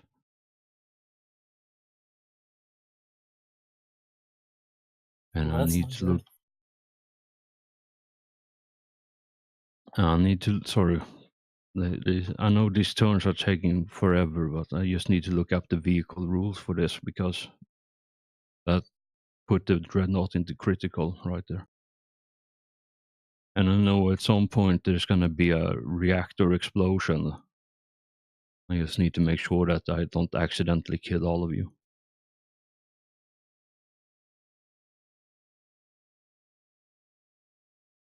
Alright, so can one of you roll me a d4, please? And tell me the results. 3. Alright, so we have, what would that be? Left, right, left. Yeah, so the left arm, which is the melee weapon, is destroyed. That's the critical result damage right there. So it doesn't have any melee weapon anymore. Can we see what shot it? No, it's beyond the door. Actually, tell you what, do a side-based awareness, and if you get 1 degree or more, I'll tell you what is. There's also a fairly large amount of enemies pouring through the door right now, so the vision might be obscured. Which seems to be the case, as you didn't get success on that one.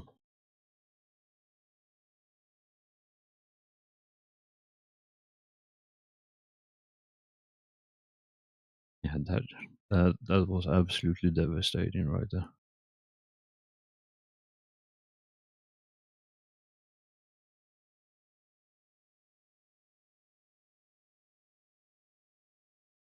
Right, the horde. If a beam went through and attacked the thing, does it hit the hordes as well?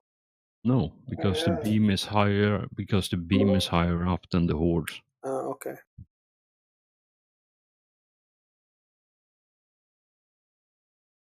I get to shoot them. The Hormagaunts, no, they are already within that you're shooting your kill zone, so it doesn't It's count. not only when they enter, is it? Well, why don't you read it while I deal with this Alright, go ahead. nonsense?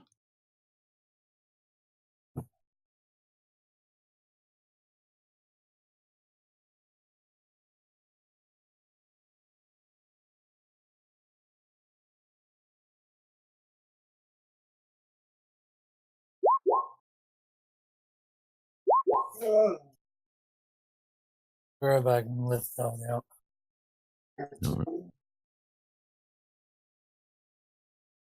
All right, Oreo, your turn.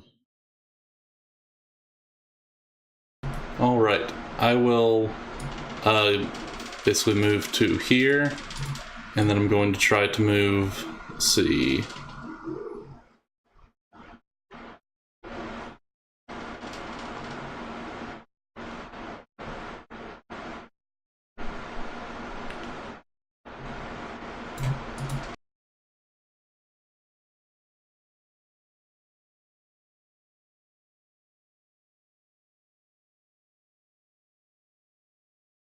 I guess I'm just going to half move to right here, and let me see if I can throw a grenade. Yeah, I'll go ahead and toss a frag grenade. So that'll be a ballistic skill, I believe. Yeah, if you're throwing it. So plus 20 for the horde size. Yep, you hit. Roll damage. And they can't avoid because they're a horde.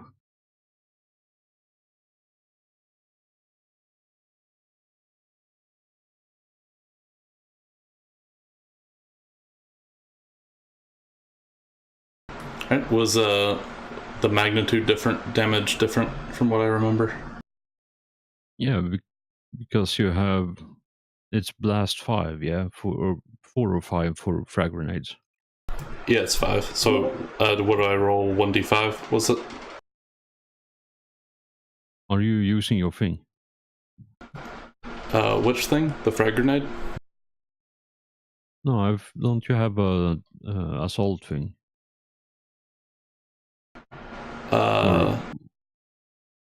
So how grenades work is if when you throw a grenade, it's the blast radius that does the damage. If I understand this correctly, magnitude 1d5. damage that is.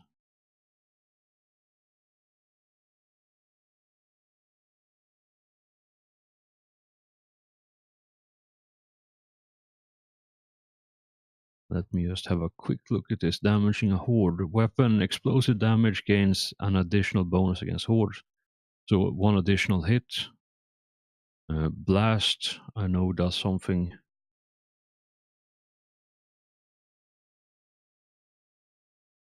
Why can't I find this goddamn thing? So blast, yeah, blast grenade. So you hit 5 times. Oh, sorry, you have blast 5 on your grenades, yeah? Yep, blast 5. So it's 5 for blast and then plus 1 for explosive. So you do 6 magnitude damage with the grenade. Okay.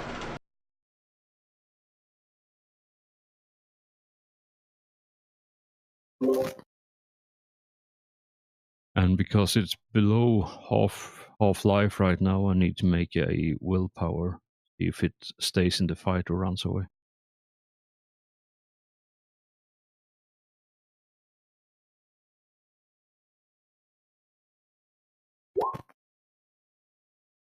Yeah, it's staying. So yeah, Hellforge, if you look at Overwatch, it does say I get to choose under what condition I attack. Yeah, but I also do believe you have to declare that beforehand. I did. I said when they move towards us. All right. Yeah, so go ahead and shoot it.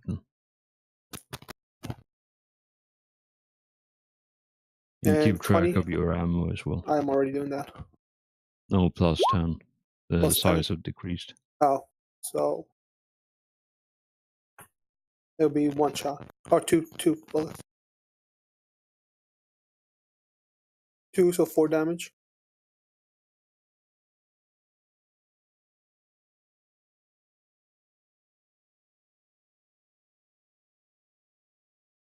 Yeah, it's starting to creep down. There's almost one Does he have third to left. willpower Of it, again? so Or decimating the horde quite nicely right now.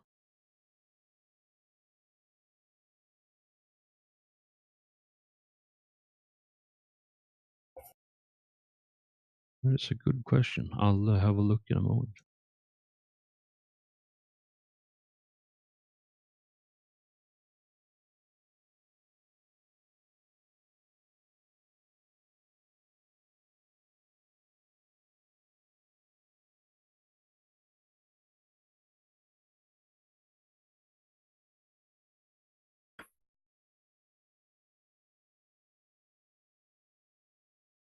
alright, do I shoot again?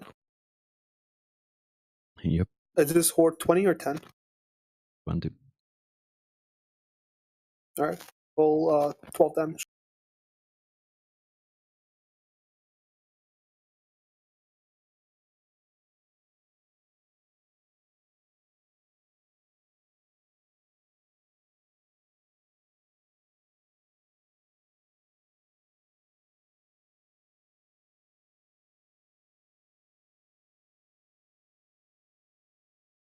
All right, Vlad, your turn.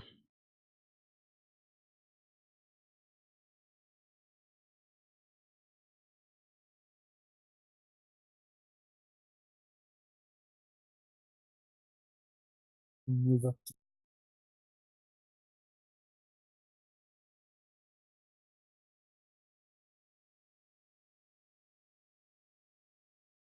Throw away.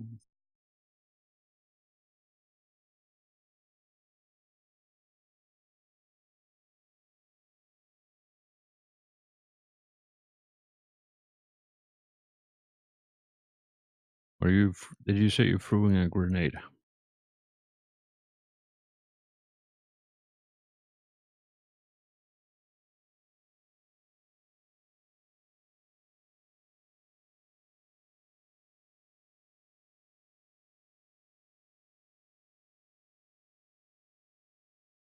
I'll just shoot the grenade.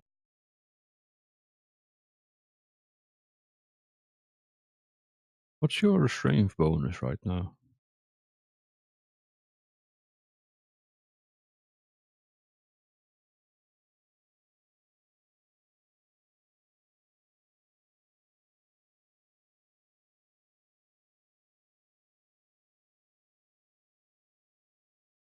Push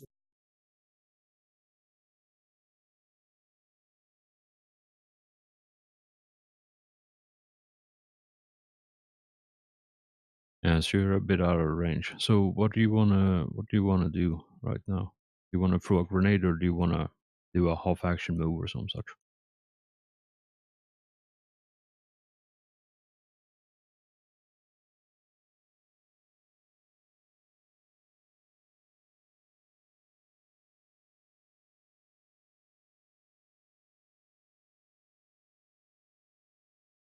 I'll just move closer and